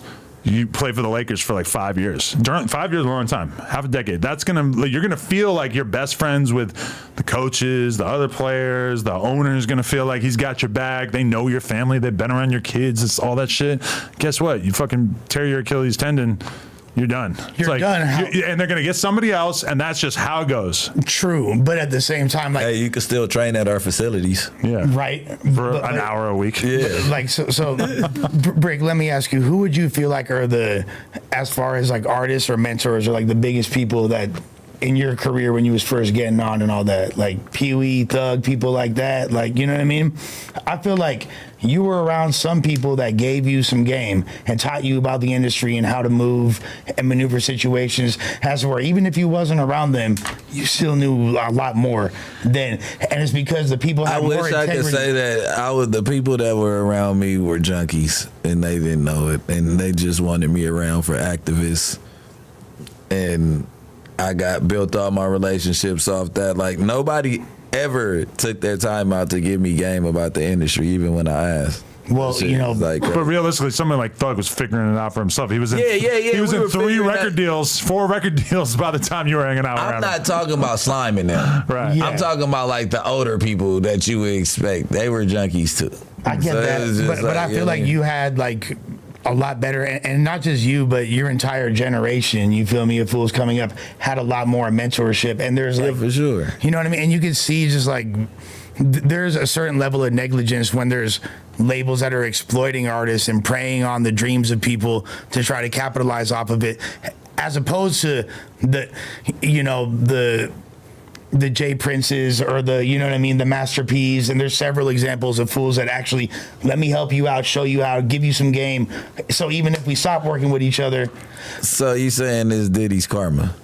I'm saying, yeah, Diddy's been a dick from day one. You feel me? Like, and we He's like, free the locks. You- I'm just Free saying, the like, locks. okay, Free the locks. if you're a label, if you run a label or if you sign artists, you don't have to be a dick for it to all fall apart. No Correct. matter what, you could be the best fucking dude in the world. Look at, if we were to really break it down, how many artists attempted to build careers through QC? A fuckload that we have not heard of in many, many years, and it doesn't surprise any of us. And if anything, the fact that they have really like a handful of artists that have become very successful under them, it makes us all look at them like, holy shit, they know what they're doing. Correct. The music business is a thing where if you have like a 10% success rate and you've signed like hundreds of artists throughout your career, if you have a 10% success rate, you might be looked at as incredibly successful. Yeah, but Adam, I'm like not. I can name the 90% of Bad Boy artists that didn't make it. I'm talking about the ones that actually had a modicum of success. Like, I'm not talking about like the white. No, dude you named Kane. G-Dep. I don't think G-Dep had a fucking had a huge hit record. Special Delivery was a huge. That's what invented the Harlem Shake. Like, that was. You're right. And G-Dep's an incredible rapper too. So I'm literally was mentioning the people that are actually. that's better. what invented the Harlem Shake, or that's what showed the world? That's the song that was the set off the introduction. Harlem. Yeah, that was the introduction to the world. I gotta be honest, I'm not sure if the Harlem Shake predated that dance or not, or that record or not, but that was for sure the Harlem Shake song, 100%. Not the Bauer fucking joint. Remember that? Yeah, of course. That was cool. Yeah, that was cool. Bauer. That was a moment. They had another one. What was Diddy's? But there's a Diddy Bop. You feel me? Nah, didn't they have a Harlem Shake song? No. Yeah, but that was special. But the special delivery, Special delivery, that for was sure. It was it. This one for my niggas. Your special delivery. Yeah, shit. Ghostface Killer on the remix. Come on, bro. Really? Amongst like 8 other prominent New York rappers at the time. Hey, what happened to that? Hip hop just like unanimously decided that we just didn't need a 10-minute remix of a hot song with 9 other rappers on it. Because now everyone just gets the instrumental and does their little YouTube remix of it. But I feel like even that has become incredibly like uncommon. Everyone rapping on that new Kendrick beat. But like everybody is a like lot of people. a handful of people. It's not like, you know, people of prominence. It used to be like, you know, remember that Wayne era where it was just like literally taking everybody's beat. There was a lot of songs that I thought were Wayne songs. There was like a Black Eyed Peas, I got a feeling. Ooh. Wayne remixed that. I downloaded it off a hip hop blog and I was like, whoa, this is a fucking smash hit. I Googled the lyrics. I'm like, oh, god damn, it's already a smash hit. That's like why he's rapping on it. Okay. All right. Will I Am, baby. A lot of songs. He took a lot of people's beats and made them his beats, though. I can't say I was a Black Eyed Peas fan way before it was cool. I had their CD in like '98. I can see that. I saw Black Eyed Peas. I can see that. I saw Black Eyed Peas open up for Busta Rhymes after Busta's second album. What year? 1997. Okay, you beat me because 1998 Warped Tour. I saw Black Eyed Peas play before they had Fergie. Full live band. Yeah. And that's like when like joints and jams. That's the joint. And people were giving them joints like from the crowd, and I thought that was shocking. Like, whoa, you could just do that. Had no idea that you could just like give drugs to a performer. And then you started hanging out all with the Bricc, fan weed is trash. Fan weed. They throw that shit on the motherfucking stage. It's like, oh yeah, we know that's backyard boogie. Get that to the light, man. I mean, I feel like weed in general back then was ass. You ever see like the pictures of what Bob Marley was smoking? Yeah. Oh yeah. Yeah. Bam, Get Bam. the hell out of here. That's that Bam Bam Bigelow Brown Go to right Jamaica there. right now. It Yeah. still probably looks. Oh, it's still like that? Yeah. Y'all, I guarantee I've smoked way worse weed than you guys. for sure. You Argentina. Oh, Brick weed. Nah. Not like I you. I didn't smoke some bullshit. I done too. I done smoked some bullshit. Listen. Somewhere in Europe, I've got that seed pack. Seed and dust. Don't show the screen because somehow I feel like this could get us in trouble, but if I search brick weed. I know what brick weed is. Oh, yeah. Like really, like. But the brown one though, that looks good. Shit look like a. That's green. That looks You could like show this. It looked like falafel. Looks like Fruity Pebbles. Like it's just, Why does it look like a? It's more like the rabbit food looking. Why does it look like I spent $2 extra to get this on the side of my halal guys plate? Also, why did I order halal guys in Atlanta? You did? To the roll? Yeah. And you know what was fucked up? I didn't know that you had to like tell them how much sauce you wanted. So I got it with like no sauce. Oh yeah. It's all about the white sauce. I've never had to say like extra sauce. but tzatziki? I figured the default was some white sauce. Pause. It turns out you have to specify the pack. Like, who on earth wants this without the sauce? yeah. What the fuck is that? Do y'all notice that like things in LA are significantly quicker as far as like when you order and like everything? To me, I notice that when I go to Atlanta and different places in the South, like things. Because there's black people working. Well, back we there. moved. What the fuck? Well, so, okay. We have Hispanics down here. I'm ordering Postmates and it's taking 40 minutes to come, and then I'm realizing like, oh, like this is just suggesting that I order food from things that are like far away, because my Postmates is not going to suggest anything that's a fucking hour away. Well, like I wound up ordering. I did same thing happened to me, and I ordered some soul food in Atlanta, and it came to my hotel, and like I was super pissed off because it was taking dumbass long, and I'm talking hella shit to my boy on the phone, like, yeah, these mark ass fools taking stupid long to get here. And right as I said that, dude was like, knock. Like, he like heard my whole conversation. Yeah. I'm like, thanks for the food, bro. Probably put some extra spit in your He said hawk toi, huh? Yeah. Hawk toi. Hawk toi is crazy. Hawk toi. Yeah, you said it. Gave it motherfucker. You said it like you just read about it and you hadn't actually heard her say it. I've heard her say it. I don't feel the need to repeat. Yo, I have to do a quick check. Hold on. Hawk Tua podcast. I heard it's out. Yeah, I've heard as well. Oh wow. Oh, see, she's on episode 2. She's like a pretty down to earth chick, though. I give it to her. Like, I'm not mad at Shorty. I just That's not really where I was gonna go with it. I was just gonna go with like fuck this bitch. Yeah, but, fuck her, for real, though. So she had Whitney Cummings, who is fairly annoying, as our first guest. We don't have the plugin that will show us how many dislikes it has, but I'm willing to bet that there's a lot. Let's read some top comments. I was a miserable alcoholic until I discovered the Talk To Up podcast. Wait, just saying, this is she's like like- people really enthusiastically into it. What the fuck are these?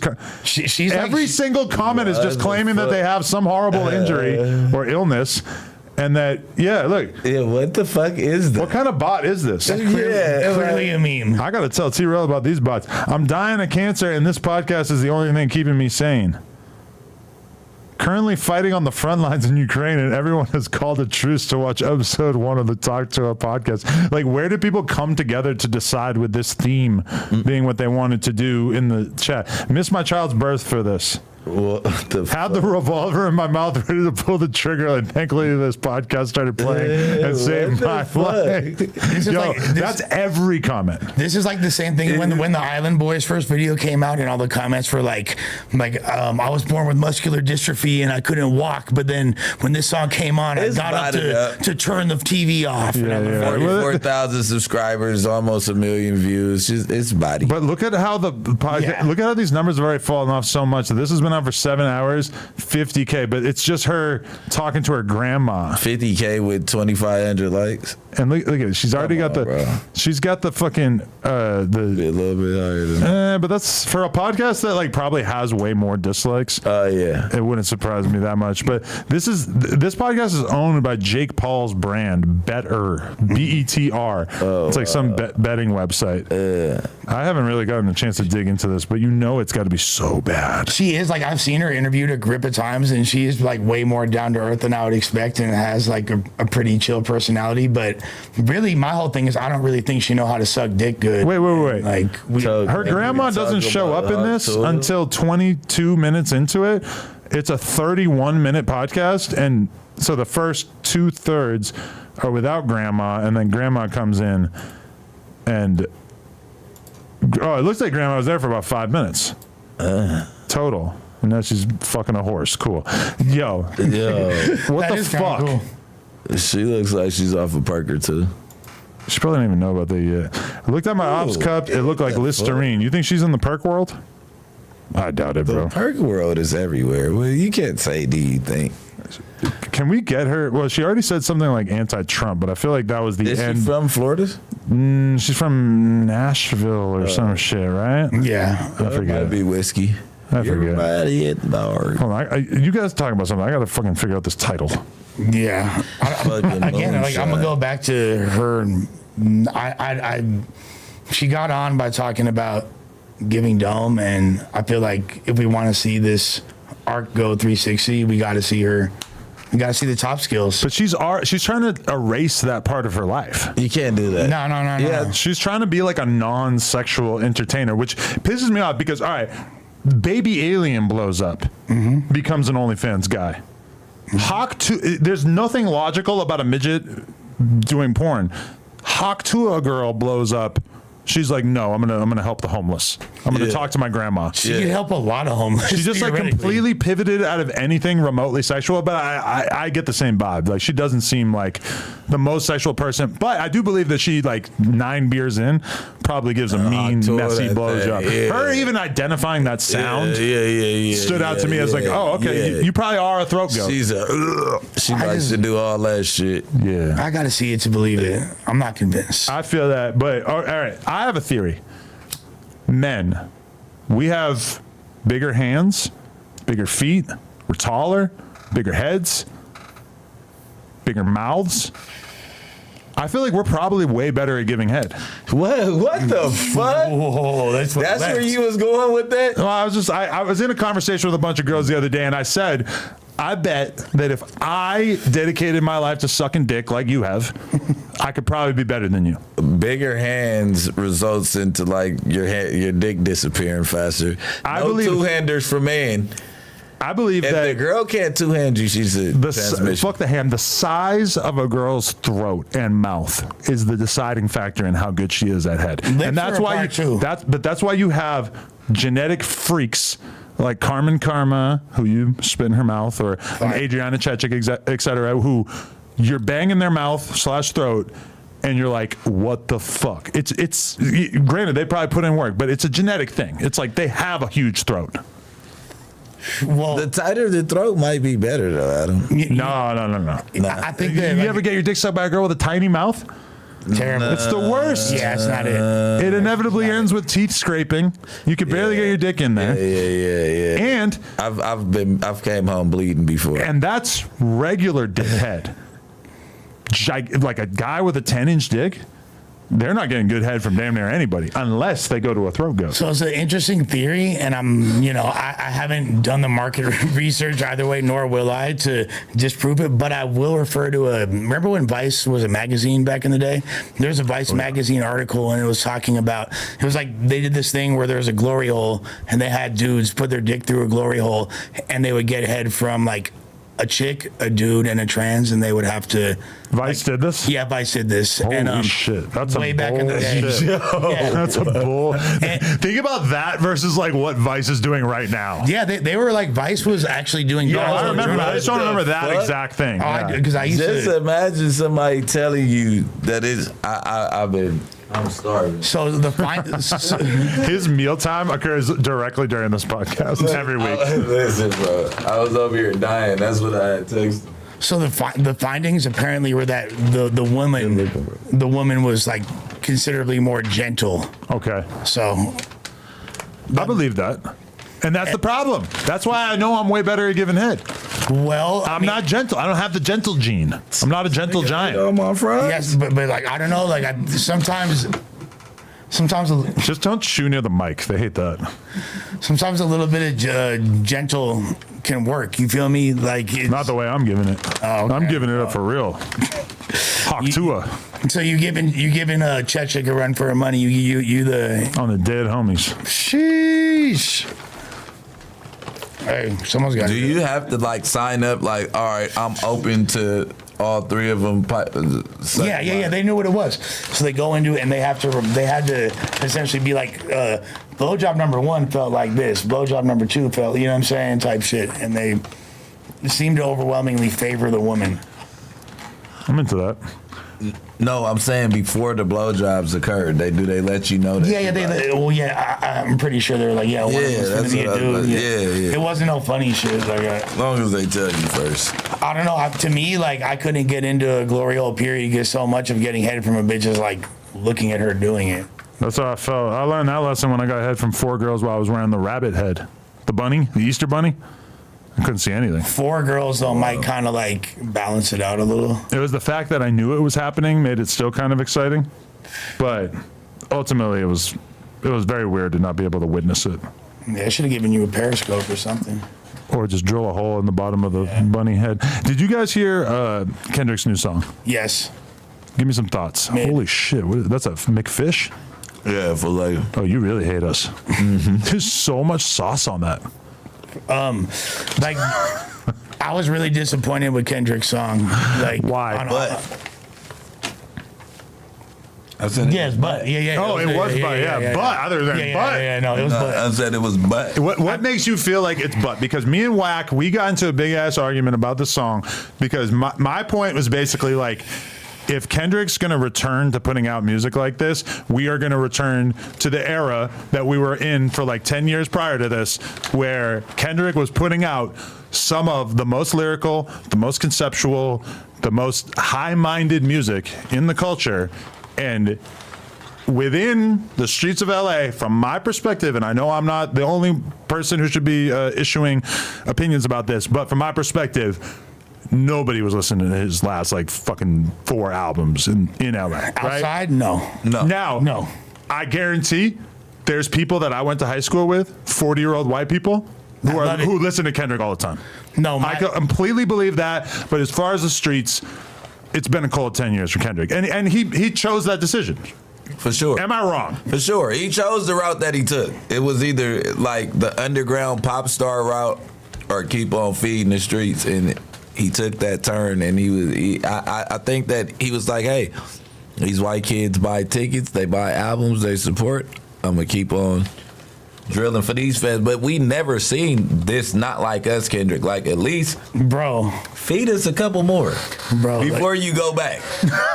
There's not a bigger fan of Kendrick Lamar than my 57-year-old brother, who's the white CEO of Indeed. You know what I'm saying? Like, that's who loves Kendrick. You know what I mean? Like, that's the target. It's essentially like Eminem crowd, accentuating your point. My brother don't even listen to rap like that. You know what I mean? Like, that's who, like, it's the people that think Hamilton is the greatest conceptual project to be released in decades.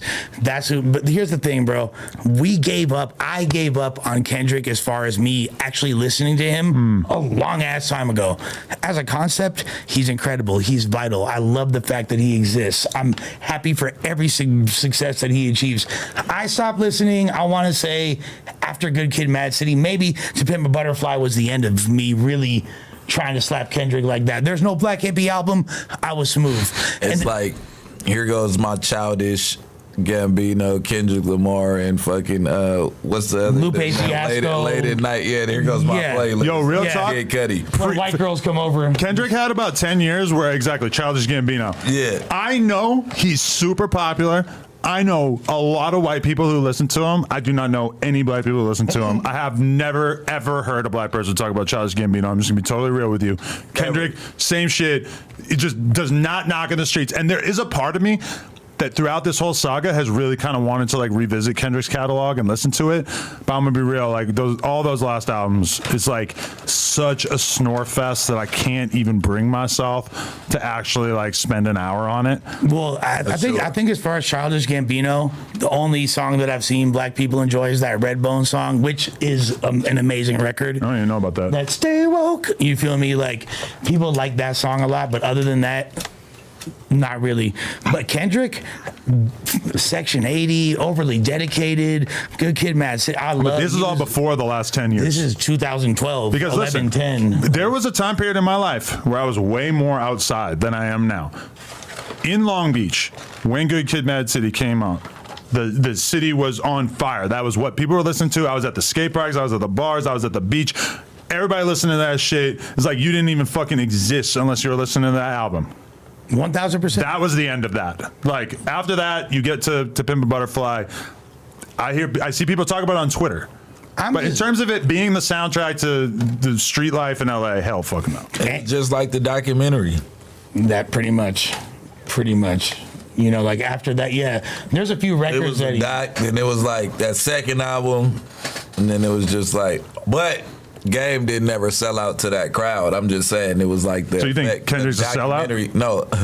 Let's work on that narrative. That's an odd way to put it, for sure. No, but he stopped making music that would appeal to this younger demographic, and instead went in a completely different direction. And at times, that most recent album, he had like one song with Kodak that really stood out to me. I was like, oh yeah, this is a jam. That was my favorite song on the album. That was my favorite song on the album, for sure. I think that with Kendrick, it's like, in his head, he believes he's so high-minded that he can't possibly grovel for the attention of the working man by making music that fits into the established hip-hop tropes. He wants to elevate the art form and be this extremely insightful persona in hip-hop. He wants to basically take his fame and his stardom and do something completely different with it. And to be fair, he's mega beloved as a result. But and even by these same communities that I'm saying don't listen to him, I definitely think they respect him. Yeah, absolutely. I just don't think that they listen to his music at all. Whereas on the other hand, you have Drake, who makes music that's infinitely more listenable. Man, that Kendrick song is produced by Alchemist, right? Like, shouts to Alchemist, great producer. To go from the number one single to right after that doing like a reverting back to your older vibe of straight coffee house. He might have got death threats. It's just like his core fan base, like, drop another Not Like Us, we're killing you at the next show. What? Like his core fan base that wants to They hear the. jocked that shit. They were so happy, Not Like Us, because that validated everything they've been pushing this whole time. No, they weren't. They hella jocked that There was shit, a lot bro. of Kendrick fans like, oh my God, it's too mainstream. If you're a Kendrick fan, you're probably happy that he went that direction regardless because it symbolized that he won the beef. Yeah. But that was, I don't think you would have been foolish to think that he was going to stick with that sound going forward, just because that sound was like too. It goes against everything that he kind of put out there prior. I mean, like, look, the preview that he had on the beginning of the video, the Not Like Us video. Why didn't you drop that shit? That shit sounded hard. Like, Oh yeah, what's up with that? we all wanted to hear that. Everybody wanted knows That that. made you feel like, oh shit, he's gonna put out a banging ass album. Yeah. If that's gonna be another song on this album, then we got 2 hard songs, Bro, I just which don't- I'm already sick of fucking Not Like Us. And I don't need this guy like preaching to like, oh, it's not cool to party. Like, all right, dude, like we fucking heard you say this 20 years ago. Like, I don't care, bro. Like, I was very disappointed. Please make a tighter song next time. Remember, you are from the West Coast, like, and we kind of started liking you for that. But then you decided to, just like hop on a Alchemist Griselda type beat, which was hard. But like for this, nah. Like that's a track 13 on your album. That's Yeah, not track list. Yeah. Is there gonna be any up and coming LA artists on this album? Probably much Baby you- Keem. That doesn't count. They can't get away with the Baby Keem again. But the crazy thing is, one of the things that was sick about Kendrick is when he would do songs with Gunplay, when he would do songs with, you know what I mean, like these rappers that were Fredo. Yeah, Fredo. Exactly. And that's the Kendrick that's my favorite Kendrick. And he still When he's in dips that- and dabbles in that. Like you just did the Kodak. The Kodak thing on the last album was like one of the only songs that sounded to me like it fit into like modern normal hip hop. You know? And I get it. That was a concept album, and it's brilliant for what it is. And I Respect wonder to though that. if anybody had to give him a kick in the ass to even put that song on the album because it sounded so different. But also, I don't feel like that song was like the big hit. There really wasn't. There like wasn't, a no, big yeah. hit record from there. That was definitely a Well, we got Not Like Us, so well, yeah, which is like a year later, but for sure we got Not Like Us, and I don't know. I'm just disappointed. I wish I could tell you it was fire. It shit was butt cheeks. was the argument ever that Kendrick was better than Drake before the beef? Well, that is kind of. I don't think that was never the argument. Well, look. Also, like, I think we were saying that he was like the best rapper lyrically. but dude, that song. He wasn't like the number one performer, number one seller. Like that's not what we're saying when we say Kendrick. No, is I the get best it, rapper. 100%. But also, like this new record, Kendrick wasn't using crazy lyrical devices or anything. He didn't have crazy punchlines. He had his regular Kendrick flow. He was dropping his regular Kendrick knowledge. There was no anything that really stood out. It Beyond was that. like a slow talk to Drake. He was still talking to Drake Right. on the low. Yeah. And just not going too heavy on the beefing. You get what I'm saying? And it was trash. It was like the one he dropped before Not Like Us. I don't even know the name of it. Exactly. Is it Utopia? The Euphoria. Yeah. Or it was Euphoria, then it was something Meet the else. Grams. Yeah, that sounded like Meet the Grams Part 2.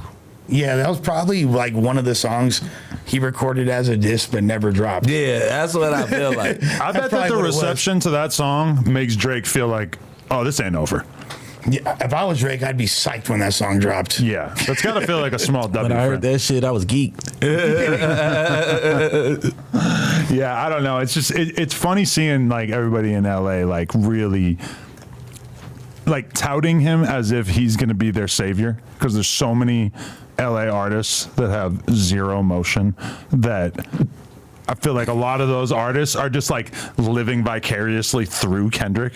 Well, yeah. But based on the reception of this song, I'm a lot less optimistic about where this whole thing might go from here for him.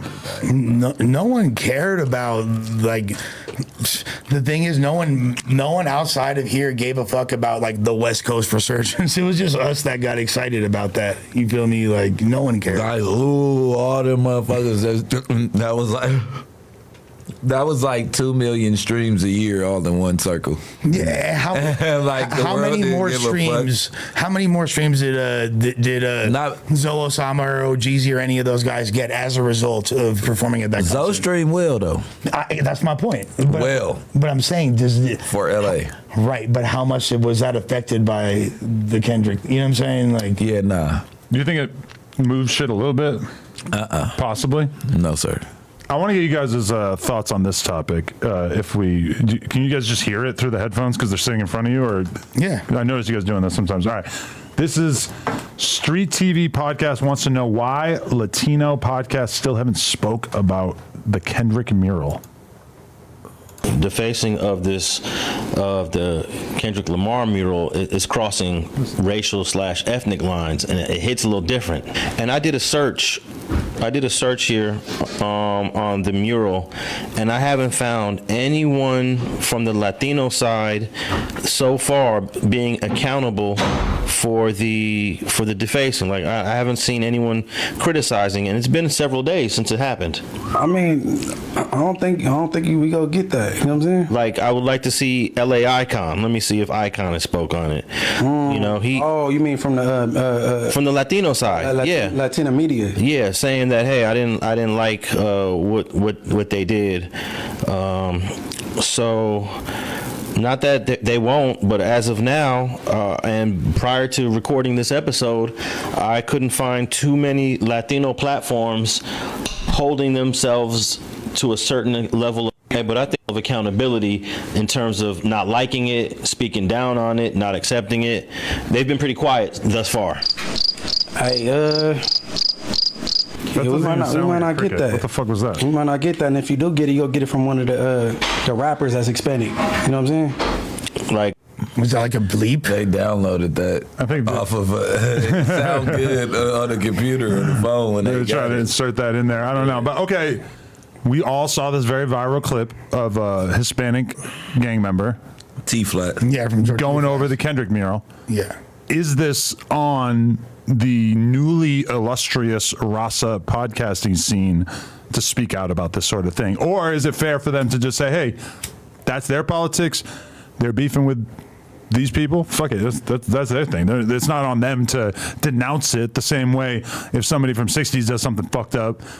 We don't look to Bricc like, oh, Bricc, you need to denounce this, right? Yeah, they do. If it's racial, yeah. if they were to go rob a taco stand or like a street vendor, it would be up to me.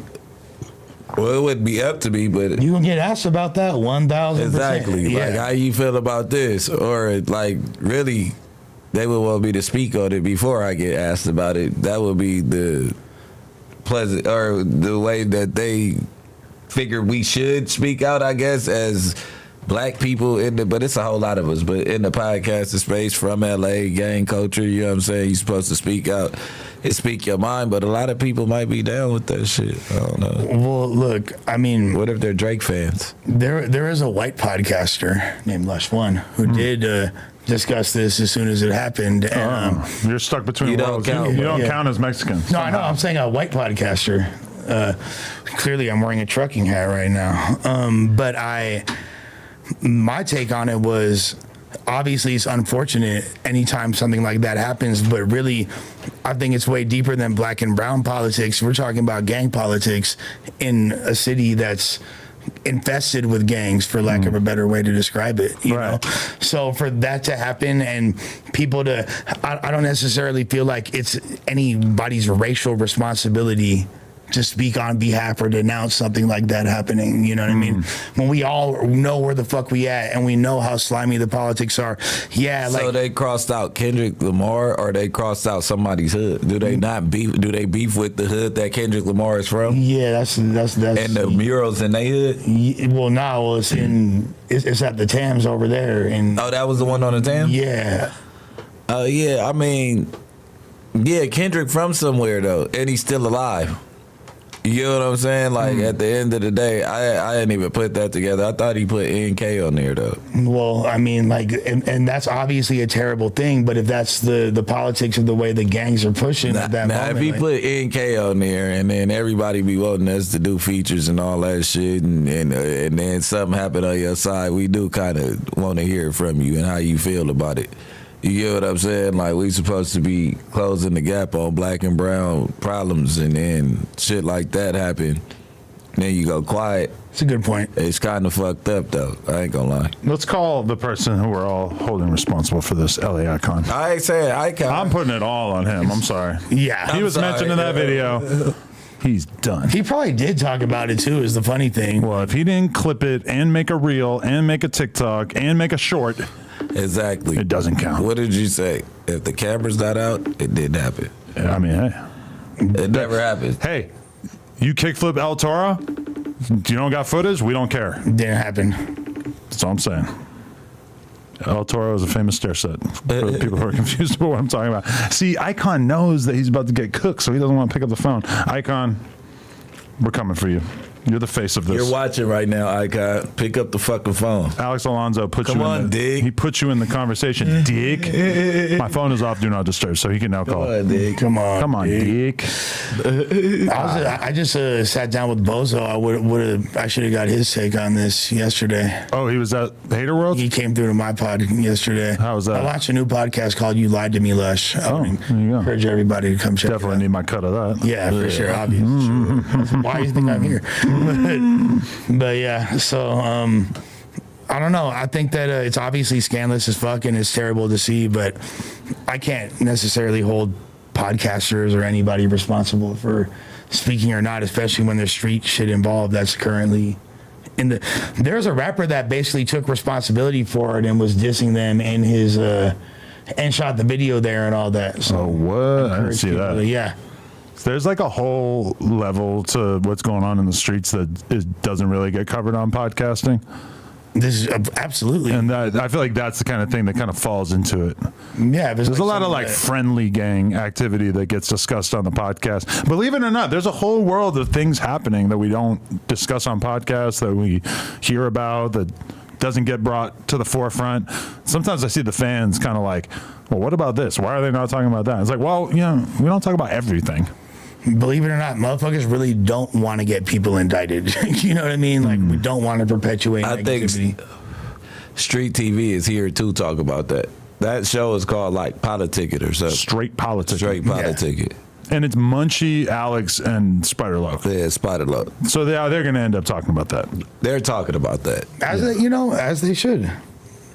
And Alex, I guess him being of the gang culture and being supposed to be the positive side of things, he's gonna bring the issue of awareness up every time when it comes to situations like that. I think that's what he's in the game for. Well, I think Bricc made a really good point, like, is talking about how, you know, if motherfuckers want features from artists or want support from different communities, because in the context of the rap game, people got to really look at supporting Kendrick as something bigger than just something that we would want to supersede politics and things like that, and people to just get behind it, or at least have enough respect to not like impose politics on something like that, you know? Yeah. The same way that we wish that the Nip mural would have been given the same respect and things like that, you know? But I think that it probably was, I don't know. I feel like they maybe felt like the media wasn't going to pick it up and make a big deal out of it, so they just skipped over it. Because it is random gang activity, but then it is Kendrick Lamar's mural. And you get what I'm saying? it's a great marketing scheme. It says a lot for the rap world more than it says to the gang world when it's publicized. You get what I'm saying? Yeah. Like, it's basically the person who saved the West Coast getting crossed out.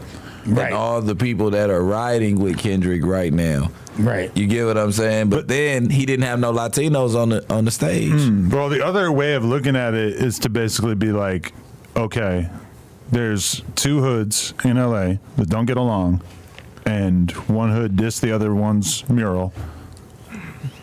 what the fuck do we care? That has nothing to do Tell with that us. to Kendrick Lamar fan in Iowa. Yeah, I'm not even going to talk to him. Exactly. So He can figure his own shit out. I'm not explaining anything to him. I don't care. sorry, Roger. But from an LA perspective, all right, if I'm a Mexican podcast host, I'm not going to sit here and act like them dissing the Kendrick mural is like something that I have business speaking on. Because if I'm a Mexican podcaster from a hood, who we get along with and who we don't get along with is just like not, it's none of your fucking business. And, you know, it's like they can't denounce him and they can't support him. So what are they going to really say? Yeah, there is. But every Mexican hood don't beef with Kendrick Lamar. Exactly, yeah. You know what I'm saying? It's just that section.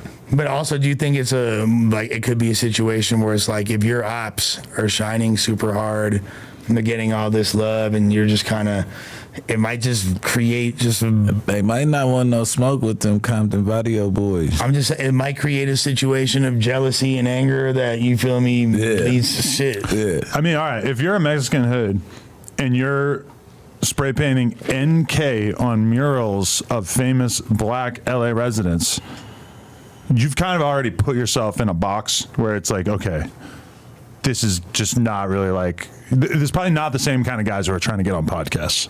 Well, yeah. If that's how your politics works and that's what you're spray painting on things, you probably are not the same kind of guy that's like trying to go do a podcast and be like, well, this is why I spray painted that. No, he definitely had Tupac bumping in the whip when he jumped back or some Easy.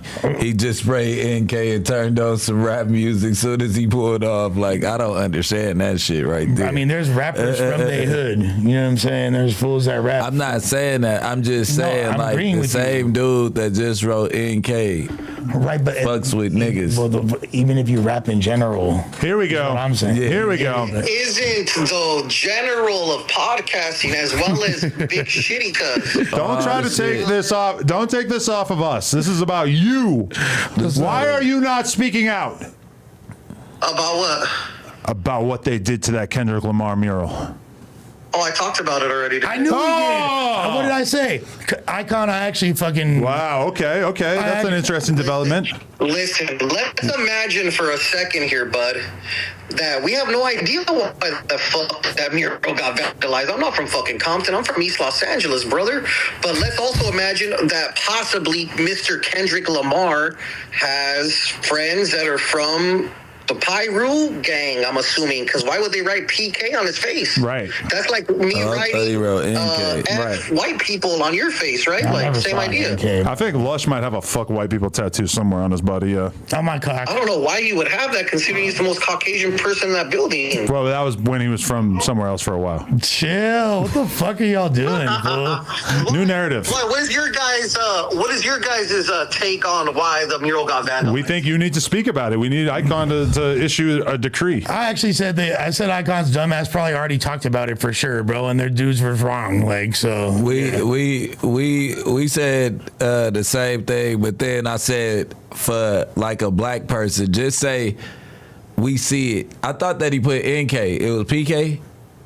It says PK. okay. Okay, But his hood, the person is from a place that also puts up a lot of anger. for sure. Correct. That's why I thought Correct. it was. When I saw the T flats, I automatically thought that. But just from a black person's I think perspective, a lot of this also stems from the fact that I had some guests from Compton on my podcast recently. no, from a hip hop standpoint of things, like we would like to see the Mexican hip hop advocates speak out against it, knowing that we're trying to close the gap on black and brown. Shitty, if you don't stop it. No, I'm saying from a hip hop standpoint, LA, I understand. We from LA, but then, like I said, tell that to a Kendrick fan from Nebraska or Iowa or something. Like, you get what I'm No, saying? yeah, they're not going to understand. And what I said was, it sucks that happened to that mural, but we don't know if old boy's homie that happens to be from a Pyru gang did something to someone and they went and they vandalized it for Oh, that person. We Roland, have no that's what idea I'm the reason. saying. You know what I'm saying? Yes. We have no idea why such a beloved member of the hip hop community, Mr. Kendrick Lamar, would have his mural vandalized. But what we do know is, When's the last time you listened to Kendrick Lamar? I listen to never. Bitch Don't Kill My Vibe regularly. I feel like that almost does not count. No, Did he have any brown people on That's like stage? saying mean, Did he have any brown people on stage at the pop out? Yeah, Jeezy. I'm not gonna cover that again, sir. Oh yeah. So I mean, do you think that this is I payback? survived the cancellation. I will I not be going think down so. that I road think it's again. your fault that it got vandalized. He's like, fuck, that That's fool's what I'm right. saying. Fuck, It that fool's definitely- right. It definitely sounds like that right now, right? It's Yeah. my fault. Yeah. You didn't see the fuck icon? We were hoping that we would just get you on the phone and you would be like, yeah, it's my fault. I'm going to clean it up. All right. Nah, I think the muralist should go back and repaint his beautiful artistry over those sections. Shit, they probably already did, realistically. What's your take, Adam, being the all-knowing Jesus of hip-hop? I don't got no take. I just wanted to harass you about it. But hey, I appreciate you, Icon. Thank you. I should have probably let him say like one more thing there, huh? Yeah. I just don't know if that like last part was like super satirical or glazing. Wait, my opinion on it? Yeah. I mean, he's probably just, he wants to know my thoughts on it. But my thoughts were like, I already kind of said my thoughts, so I didn't want to reiterate it for the pod. But yeah. What if it was like a young white kid that did it? Well, Oh my God. That would be so funny. Yeah. Net spend vandalizing. Would I feel the need to say anything about it? Absolutely not. Yeah, for sure. That's what I'm like. Because the only reason that we're expecting a motherfucker to say something because it's gang coaching. But you don't Me, Rory, Adam, and Vlad do a panel about it. No, but if there was like frequent collisions between like some white gang from LA, that would make us talking about this shit so much more interesting. It'd be It'd crazy. be such a wild card It used to addition. be white gangs in LA. I know. What happened? Still a few. The spook hunters. You should get put on. Whoa, that's a The name. white spook That's like hunters. that's like old. That was Holy before shit. Cricket and Bud. Yeah. That's a grimy name. That's a grimy ass name. You right? running around with that on your shirt? You a wild boy. There used to be like West Side Whiteys. There's still like Venice White Boys. I mean, yeah, but they're not gangs. They don't brawl with black kids. They just secretly hate us. Back in the day, it was kind of slimy for a little bit. Yeah. Do you think they're bitch made because they all go to prison, get shitloads of like racist tattoos, and then they get out of prison and just immediately disavow it and are like, "Oh, I take it back." It was, A lot of them don't look at those tattoos as racist. yeah. You know what I mean? Yeah. Like, and they're not actually necessarily racist people. So But what think do about they how- stand for. That's white privilege. Yeah, You got a swastika on your forehead. You got Hail Hitler on the side of your head. I didn't mean it. It's just because I'm white. There's a lot of other like white prison tats that are not as abrasive, like the pecker, like the Woody Woodpecker. Or something. You know what I mean? There's Yeah. other things that are That's like Crip Mac coming home and going on Hoover Street like, yeah, I fucked up. It doesn't mean that. In the What it mean? you can't go to Noah's Bagels with a swastika tat, huh? Like you kind of. shit, you gotta go in and out. Yeah. You gotta take the makeup and cover it up real quick. I don't know. Okay. Another topic I thought was interesting for us to discuss was the fact that you guys, who knows about Jay Critch? That's rich forever, Jay Critch. Kind of looks like Almighty Suspect, but Like that. What you wanna do, bitch? What you wanna do, Critch? Fuck out of here, nigga. props to him for maintaining that smile even after being hit with his own shoe, allegedly. That was the shoe. That's what they're saying is that he got hit with his own You gotta shoe. continue to whoop my ass though. After that, you got to get back off. He said that he fought like 7 of them or some shit. Like, Yeah. I mean, we might get like a more in-depth version of this from Jay Critch. Actually, I was DMing the dude who attacked him in this video, but I haven't managed to get on the phone with him yet.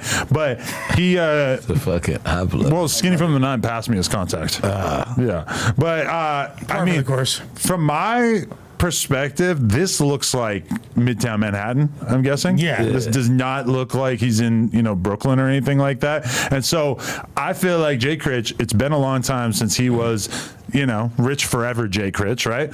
So he's feeling like he can just go outside and do his thing and just be amongst the people and it's all good. And then he gets a little bit of a reality check, which is that somebody will actually beat your ass with your own shoe if it comes down to I it. thought he said he left with all his jewelry and shit. He did say that, but I don't know. Maybe he put it in his pocket or something. Well, then the dude said that he gave it back to him. He said, "I gave you your chain back, fool. What are you talking about?" I'm so not prepared to take their versions of what happened when they're like discussing what took place in this situation. Like I just feel like it's such a high chance that both of them are lying. it's just crazy to see that entire era of New York rap, which showed a lot of promise. With, I know. like, him and ABG Neal and Crime Life Kaz and all those fools, and like what wound up. I feel like they kind of got the short end of the stick when New York kind of became more culturally relevant to the youth again, and they kind of were like, just missed that boat. They should have started drill rapping like everybody else. They Fuck it. kinda Everybody else switched over. I feel like Rich Forever was like pre-drill rapping. I know they should have got with the program. But then once you have like Fabio and other people who are pushing lines and talking about shit that's a little bit more like, that's the whole problem with Rich Forever is it was a lot of jewelry rap and drip rap and Zan rap and perk rap, but they never got getting killed. You know, it's just like thematically less interesting to the average person. You know, I mean, to be fair though, Jay Critch. There was a Lyrical Lemonade video of Rich Forever doing like a reunion like a couple months ago. So it's not like he's like totally out of the public eye, even if he's definitely been marginalized. Well, the thing also, like, Jay Critch was cool, but his main thing was being a part of Rich Forever. You know what I mean? Like, we already knew. Yeah, that's the only thing I know. I don't know any songs. Yeah, we knew who Rich the Kid was, and we knew who Dexter was before Rich Forever, but Jay Critch was the other guy that they rapped with. Yeah, they put him on. See, I want to listen to all of his current musical output right now. I mean, based on these numbers, it looks like he's doing fine. I don't know how much trust I put in these numbers, but I mean, he's got some stuff doing like 120, and then he's doing other stuff that's doing like basically 1 million. That Rich Forever Way tape was a great tape that had like In My Coupe and all that. That was, I thought that they were gonna have a movement for a second. I mean, literally though, if you listen to, even you could take Jay Critch out of it. If you listen to Rich, Famous Dex, and if you listen to fucking Rich the Kid, it's like they both are kind of like the reason why drill rap became huge, because they were making music that sounded cool. They had cool beats and cool flows and shit, but it ultimately wasn't really about anything at all. Like if you listen to like all those tapes, there was not a single bar that was about like anything. Yeah, it was just, I got drip, I got Zans. The best bar. Well, one of the best drip. bars when Famous Dex says diamonds yellow like the Flintstones, who are in fact not yellow. Yeah, what the fuck is that? Was he talking about the vitamins?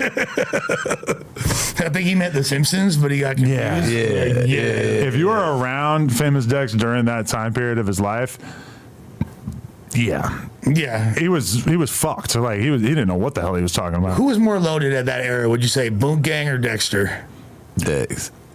Really? Nah, but Boom had, like, the way he came in to do that fucking one interview, that was bad. That was way worse. I never seen Dex that bad. That's like probably the gnarliest. I didn't see that. Yeah, that's probably like the gnarliest interview footage. Oh, you don't even know? Oh, wow. Yeah, I'm about to go watch it. I did a Boom interview. This is one of the most viral things that ever happened on No Jumper. I was in jail. Boom comes in. I know, but that's why I'll give you leeway on this. But Boom comes in to do the interview, and he's basically like dying in front of me. He's like, he can barely get a fucking word out, but it's live. Yeah. And I'm very concerned at the time with like our live broadcast moving along properly, right? Yeah. So I'm trying to tell him, like, bro, let's not do it now. Let's do this another time. Like, you're not in a good mentality to do this or whatever. Yeah. He proceeds to sit down and basically be like completely incoherent for like 20 or 30 minutes before I'm able to basically be like, okay, good interview. Like, all right, we're going to move it along. Because this is back in the day in the back of No Jumper where I didn't really like have the guys like right there to help me like solve issues. You know, while I'm trying to be professional on camera. When I think about it now, it's like you should have just got your ass up and been like, no, I'm not doing a fucking interview right now. But like as he gets up out of the chair, he proceeds to like, as he's walking past me, he just literally passes out and like boom, he like bangs his forehead off of the wall, and it just proceeds to go so unbelievably viral. Not to mention all the things that he did actually say during the interview were absolutely. It was fucked. And then like he had girls with him, and like people didn't really see this part, but he's literally like, I walk out after that, and he's sitting there like this, and the girls are like dumping fucking bottles of water on his head and shit because he's so fucked up.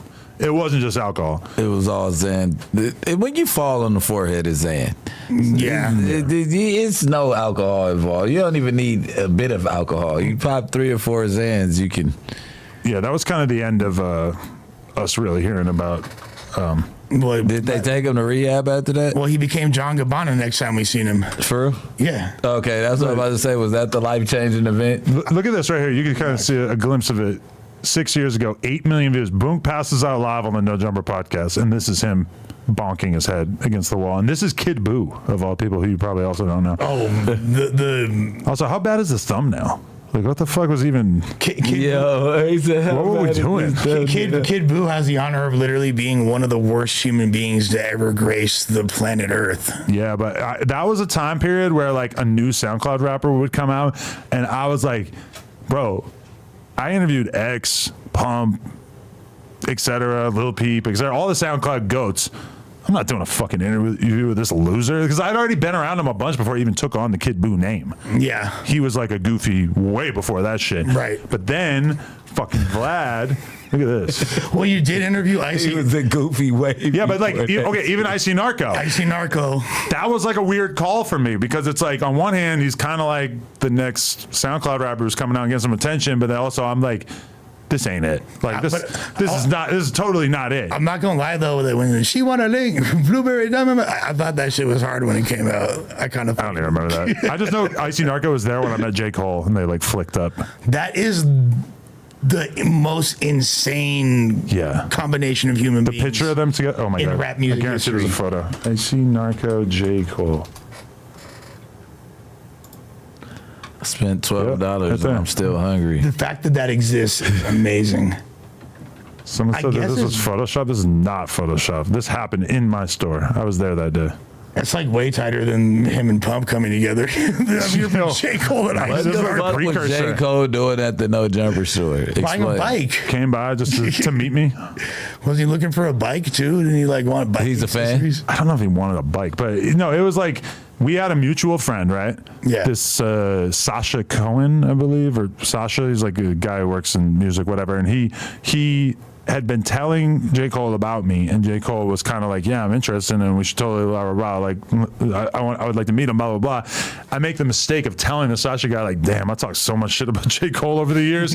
Like, and he then proceeds to like go and tell J. Cole, like, oh yeah, Adam told me that he's like talked a bunch of shit about you on Twitter or whatever. Yeah, that's the white guy that was hosting the shows where Lil Pump was creating the fuck J. Cole Right, chant. which, to be fair, I never participated in that chant, but I did.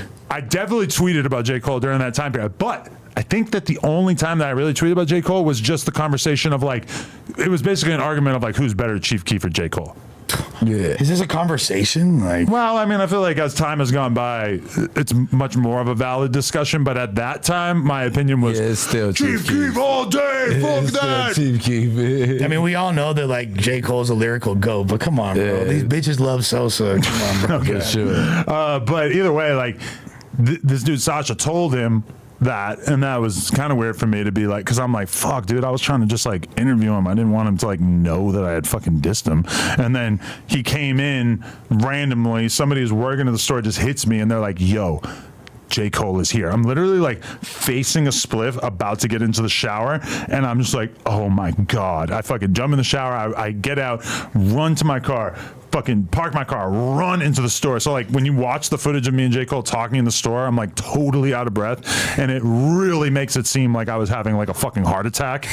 But it was actually like I'm just like sprinting into the room to make sure that I caught him. Yeah, before he left. Yeah, so that was one of the most difficult things I've ever edited in my entire life, was the footage of me and J. Cole talking, because it was so cringe and so awkward. Like the 15 minutes that I spent editing it was like the most painful 15 minutes of my trying life. to control your breath the whole time. You try to get back right, but it's so much talking you have to. And then you want to can't know the never first gain thing that control. comes out of our the first thing, somehow we end up talking about religion right away. Oh wow! And it's just like, oh, why don't you believe in God? sweating. And I'm like, okay, so the thing about God is, I'm like, it's just, I could never watch it now. It's just way too cringy. It's history. That is super Yeah. historical. History. It'll No. never happen again. And I need to think about it like that in order to be like, okay, it's okay. Now he's definitely not coming. I mean, we've talked over the years, but I feel like the only interviews that he's really done are like Nardwar, and then he did like a Yachty one. He doesn't do. He's media not like that a much. pro-black guy. Like, oh, I just disagree with Adam. We've talked quite a bit over the Okay. years.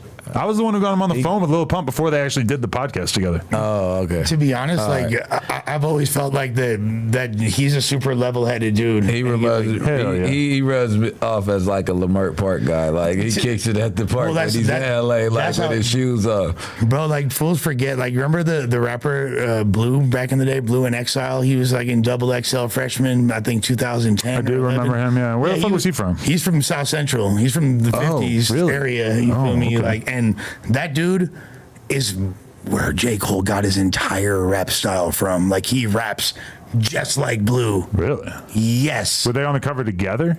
I want to say Cole was maybe the next year, or they could have been on the same cover. J. Cole was on a legendary ass cover. But like if you listen to all like the J. Cole's more like slower paced contempt, like with the song where he's dissing Kanye and all that, that's like a Blue song. 100%. This is what I was trying to get to before, though. Show the screen. Like, look at how many views Vlad got from this, which is like, it's blatant trolling. But I missed out on this opportunity. Kid Boo says he's a second generation clone that escaped from a cloning facility. 3.6 million views. I feel like this might not work now on YouTube because it's so ridiculous. But at the time, shit went crazy. Him and Trippie Redd were doing like Trippie was saying, "Yeah, I'm from the same facility." Like there was a whole lore around it and everything. And he said he had a twin, like clone, or like there's a whole. I was deep into the. See, fuck my YouTube algorithm. Why do I have to scroll? I search Kid Boo Vlad. Why do I have to scroll past Learn Colors with Nursery Rhymes? The Boo Boo song. Oh, like Boo. Boo. Like Boo Boo. Yeah, okay. Kid Boo, Boo Boo. All right. Yeah. Didn't bro try to jack R.I.P. Tony the cat as well? Like. No, you want to know what he did? He went to the store, and this is like a week after we stopped having the cat live at the store, and he got a white cat from somebody, and then he like went into the store and had somebody film him running out holding the cat. But it was not my cat. Honestly, if somebody had stolen my cat at that point in my life, especially when it's like that was my cat, I had Tony for like 15 years. Yeah, I for sure would have probably been liable to out of the street. I don't know what I mean.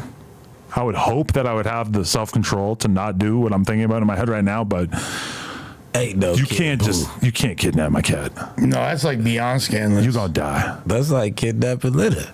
for sure. Take her. Leave the cat.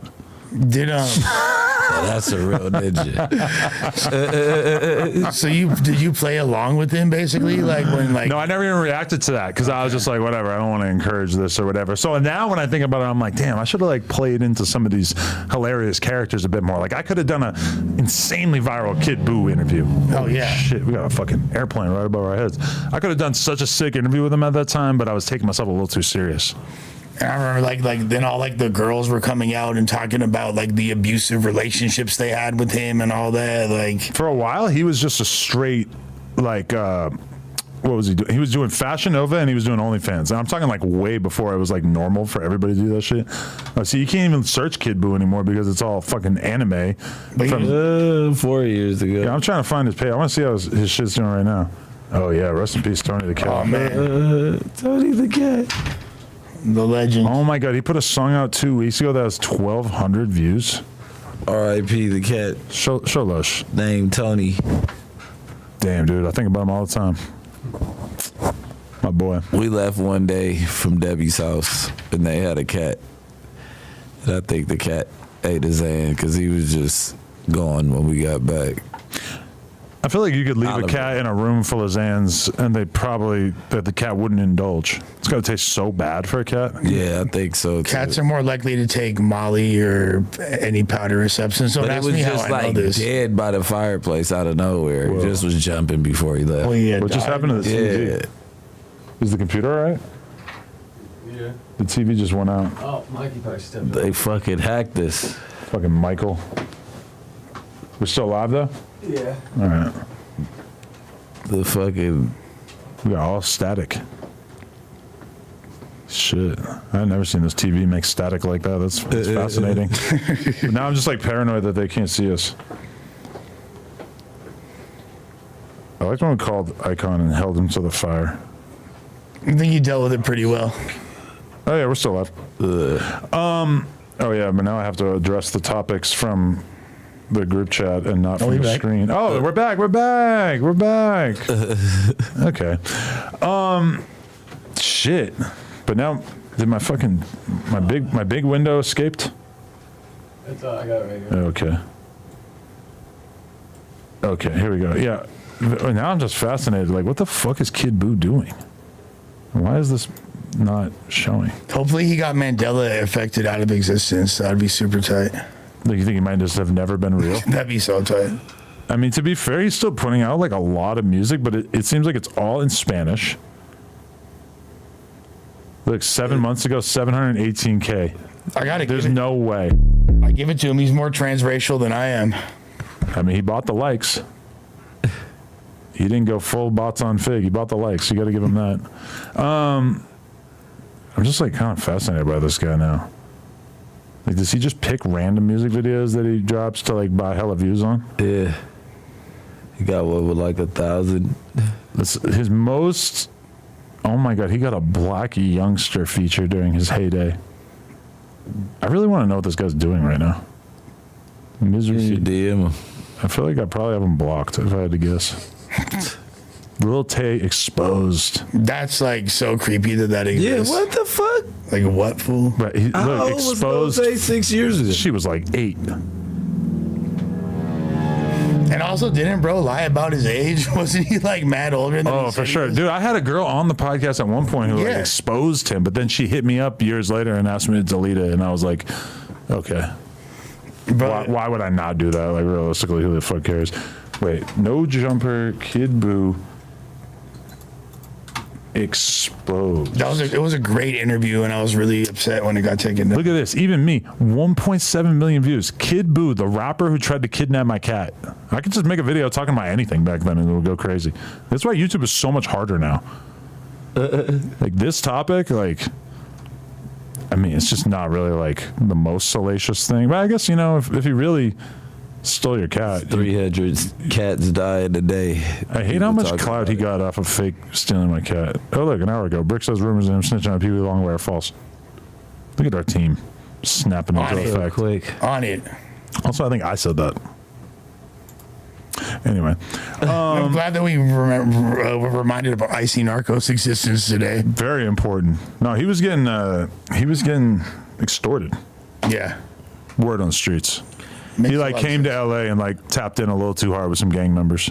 Oh, wow. And Yeah, I at can a see certain that point, it was happening. like, I can't come back. Yeah. Yeah. Just leave all those bills where they at. You just got to stay in Florida Cost too forever. much to get right there. Yeah. And them checks ain't coming in. Yeah. Lean costs more. Like, imagine pouring everybody up right now. He probably ain't even thinking about that. Ooh, lean 6 years ago was like a rack at the most. I experienced something in Atlanta where we were hanging out with someone and they were talking about how much lean cost in 2012 or 2014 or some shit like that.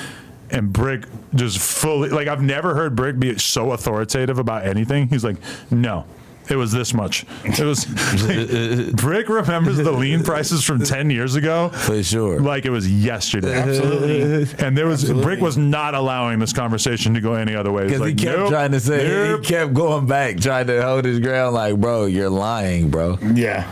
Like, What did you remember what he said? because activists, he wasn't simping. He talking about activists that just came around in 2010, 2011. That I was- sold it to Atlanta. I'm like, listen. That's when it was they almost done. They already had went on one break by then. Yeah.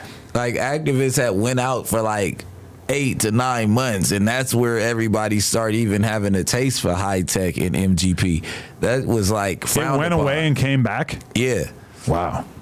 They like stopped production for like 9 months, and then out of nowhere it was back, and that's when it was like 600, 650 a pint. And before that, it was like 300, and like and tech was like a buck 80, like for a sure, buck 50. for sure. Like, yeah. Like, It was 25. It was 100 for a phone. If you really wanted to like make the most out of your life, you would move to Mexico and help them get the Activiso recipe right. yeah. I know some people who got the recipe to activists, but it's just not activists. It just don't feel the same. I mean, It's not that. You just know you're not sipping activists. If we gave you like a bunch of pills and then some other liquids and just put you in a room, do you think you could like come up with something that was like pretty close? Walter Purple it up. It's not gonna taste the same, but it have the same iPhone, effect, right? As long as you leave me in there with a phone, I'll be good. You can figure out a decent recipe. Yeah.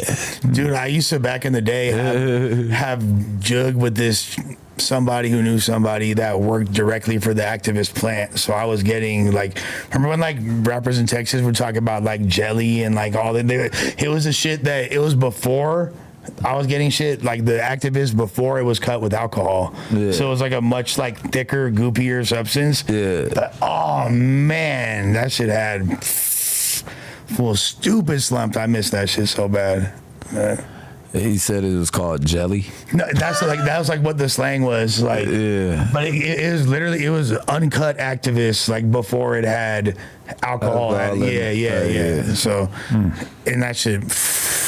When you would pour it up, you would have to like shake the bottle like a motherfucker because it wouldn't just instantly blend. You feel me? Like somebody totally gooped you with fake drugs and it was no. I'm going for that one. I'm going for that one.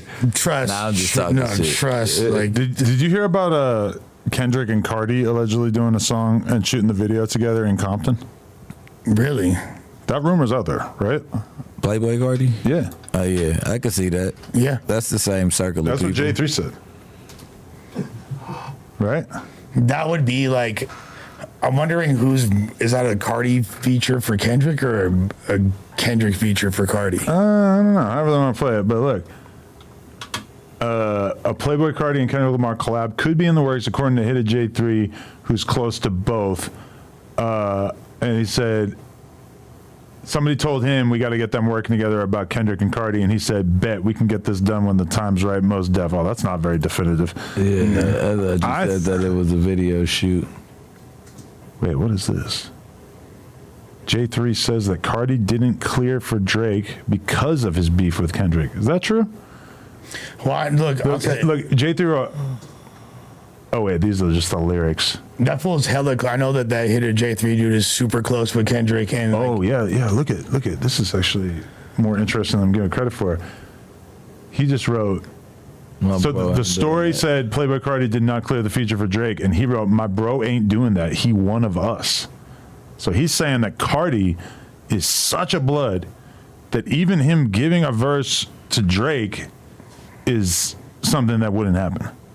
That's crazy. Why is he saying I'm in Bompton with the Pyrus and I don't even bang yet? I feel like that's the lyric, because those are Cardi lyrics. Yeah, I know. But I feel like it's the song that was like playing, like he just put the text from the song, you know, how it like automatically pops up. Like, why? What type of blood says that he's not banging?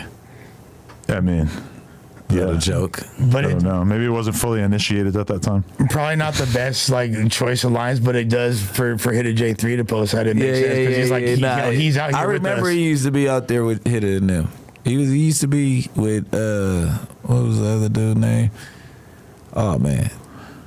Cardi and Kendrick doing a fucking video together in Compton is like one of the craziest things I can imagine. I can't imagine what that song sounds like, especially like the way Cardi's been sounding recently. Yeah, that fucking Future ripoff. That makes me really feel like Designer got a raw deal. He kind of did. You know, like Designer has had his entire career colored by the fact that he was accused of being a Future ripoff. And now Cardi, one of the biggest rappers in the world, he's like, fuck it, I'm going to do a Future voice. I think also maybe that's his response to Mario Judah trying to record his album and release it before he did back in the day. He's like, fuck it, fools just want to flip my style, I'll flip whatever style. Nah, but it says a lot about Cardi that he never responded to Mario Judah. Yeah, Cardi used to be with G Weeder. That's what I was about to say. You remember G Weeder? A little bit. It was the blood dude that did the documentary with Noisy, I guess. Oh, he was in that shit? Yeah. He was like the main one. But my bad. I had a brain fart. I had to clear myself up. Yeah, no, totally. But I don't know. It's just like such a bizarre concept to imagine. Yeah, that's a really, You really. out? Because I'm about to end this. I gotta piss. Well, okay. Well, this is a great time to end this right now because we got fucking shit to do. I got more bars to write. Shout out to everybody who watched this. I know we just slowed down a little bit for the last hour of this podcast. Yeah, We're kind of like Googling a lot of things. It's all right. Shout out to everybody who watched this. And I'm gonna try to see if we can get a music stream cracking this week. If not, we'll be back with it next week. Oh yeah, if we got some time, that would be cool. I'm probably- down I'd for like that. to get one cracking this Let's get one going this week. But also Mario Judah, he needed to be a lot more like the real Cardi and not just sounding like Cardi. Yeah, exactly. We could really dig into that one day. I heard he's making like Jesus music now. Mario Judah is a character. That's what they always do. They always go It's an Jesus open with it. lane. Well, we got a donation right as we're about to X out of this shit. They're talking about. What did he say? He Trap said- News Network's happening in TN News. who TN is this? He News said- Network. oh, Rich Trapper. Oh, wow. Did Wack also tell you about him telling me to sue you and Flacco? What about the conversation where I treated him like a 304? What about the documentary I made about Flacco's freaky past? Shout out Lush for opening that door. We all know that Flacco has a freaky past, and we've all just kind of given up on trying to piece it together. Did Wack tell you about him telling me to sue you and Flacco? What would you sue me for? I can't even imagine anything. And what about the conversation where I treated him like a 304? You talking about Wack or you talking about Flacco? He's talking about when he was over here. And was Nah, kinda, I think it was Wack. It was on his live. They were arguing on the phone, and then I don't Flacco having a freaky past. I don't think that is what you think. He's saying some crazy shit. Yeah. That's why he said shout out Lush. because and that's referring to the 2000, like when we were talking to his old classmates or whatever. But you might be underestimating how freaky some of Flacco's path is. Not on some like zesty weirdo sexual shit. Yeah, no, that's what he was talking about. Zesty weirdo. Oh, I don't know about all that, but when he Yeah. was a fucking, he was basically like a Dr. Umar fan account for a long time, and he was like taking on Umar's beefs. And there's like a bunch of shit alleged that he like did to people in the course of him basically trying to like put in work for. Yo. It's not though. Flacco Doc It's not coming as soon. crazy as what bro's referring to. Okay, though. but I'm also being told right now, not by Yeah. Flacco himself. The freaky past Trapper is referring to is accusing him of his brother's crimes. Right, Yeah. right. So I That's guess what was Flacco's saying. brother might have been a little bit freakier than him. Yeah. I don't know. This has been no, addressed no. like a million times at this point. Yeah, if you want to expose Flacco, you're going to have to do it. Like, if you want it to be big, if you want it to have attention on it, Yeah. we're just not going to be the ones who, like, push it to the forefront. Yeah, for sure. You're going to have to make your own video go viral. Go get your own Mr. Beast cosign for it, you know? Either way. All right. Appreciate you guys. Thank you. Everybody who Don't watched be this. late. Please smash the like button. Smash it. Let's get to 1,000 likes. Let's get past 1,000 likes. I got Don't be 1,000 late. dikes. Man. And I got 1,000 Nikes. I rode 1,000 bikes. When I was a kid, I rode 1,000 trikes. I'm going to the, what do you call it? I'm going to Temple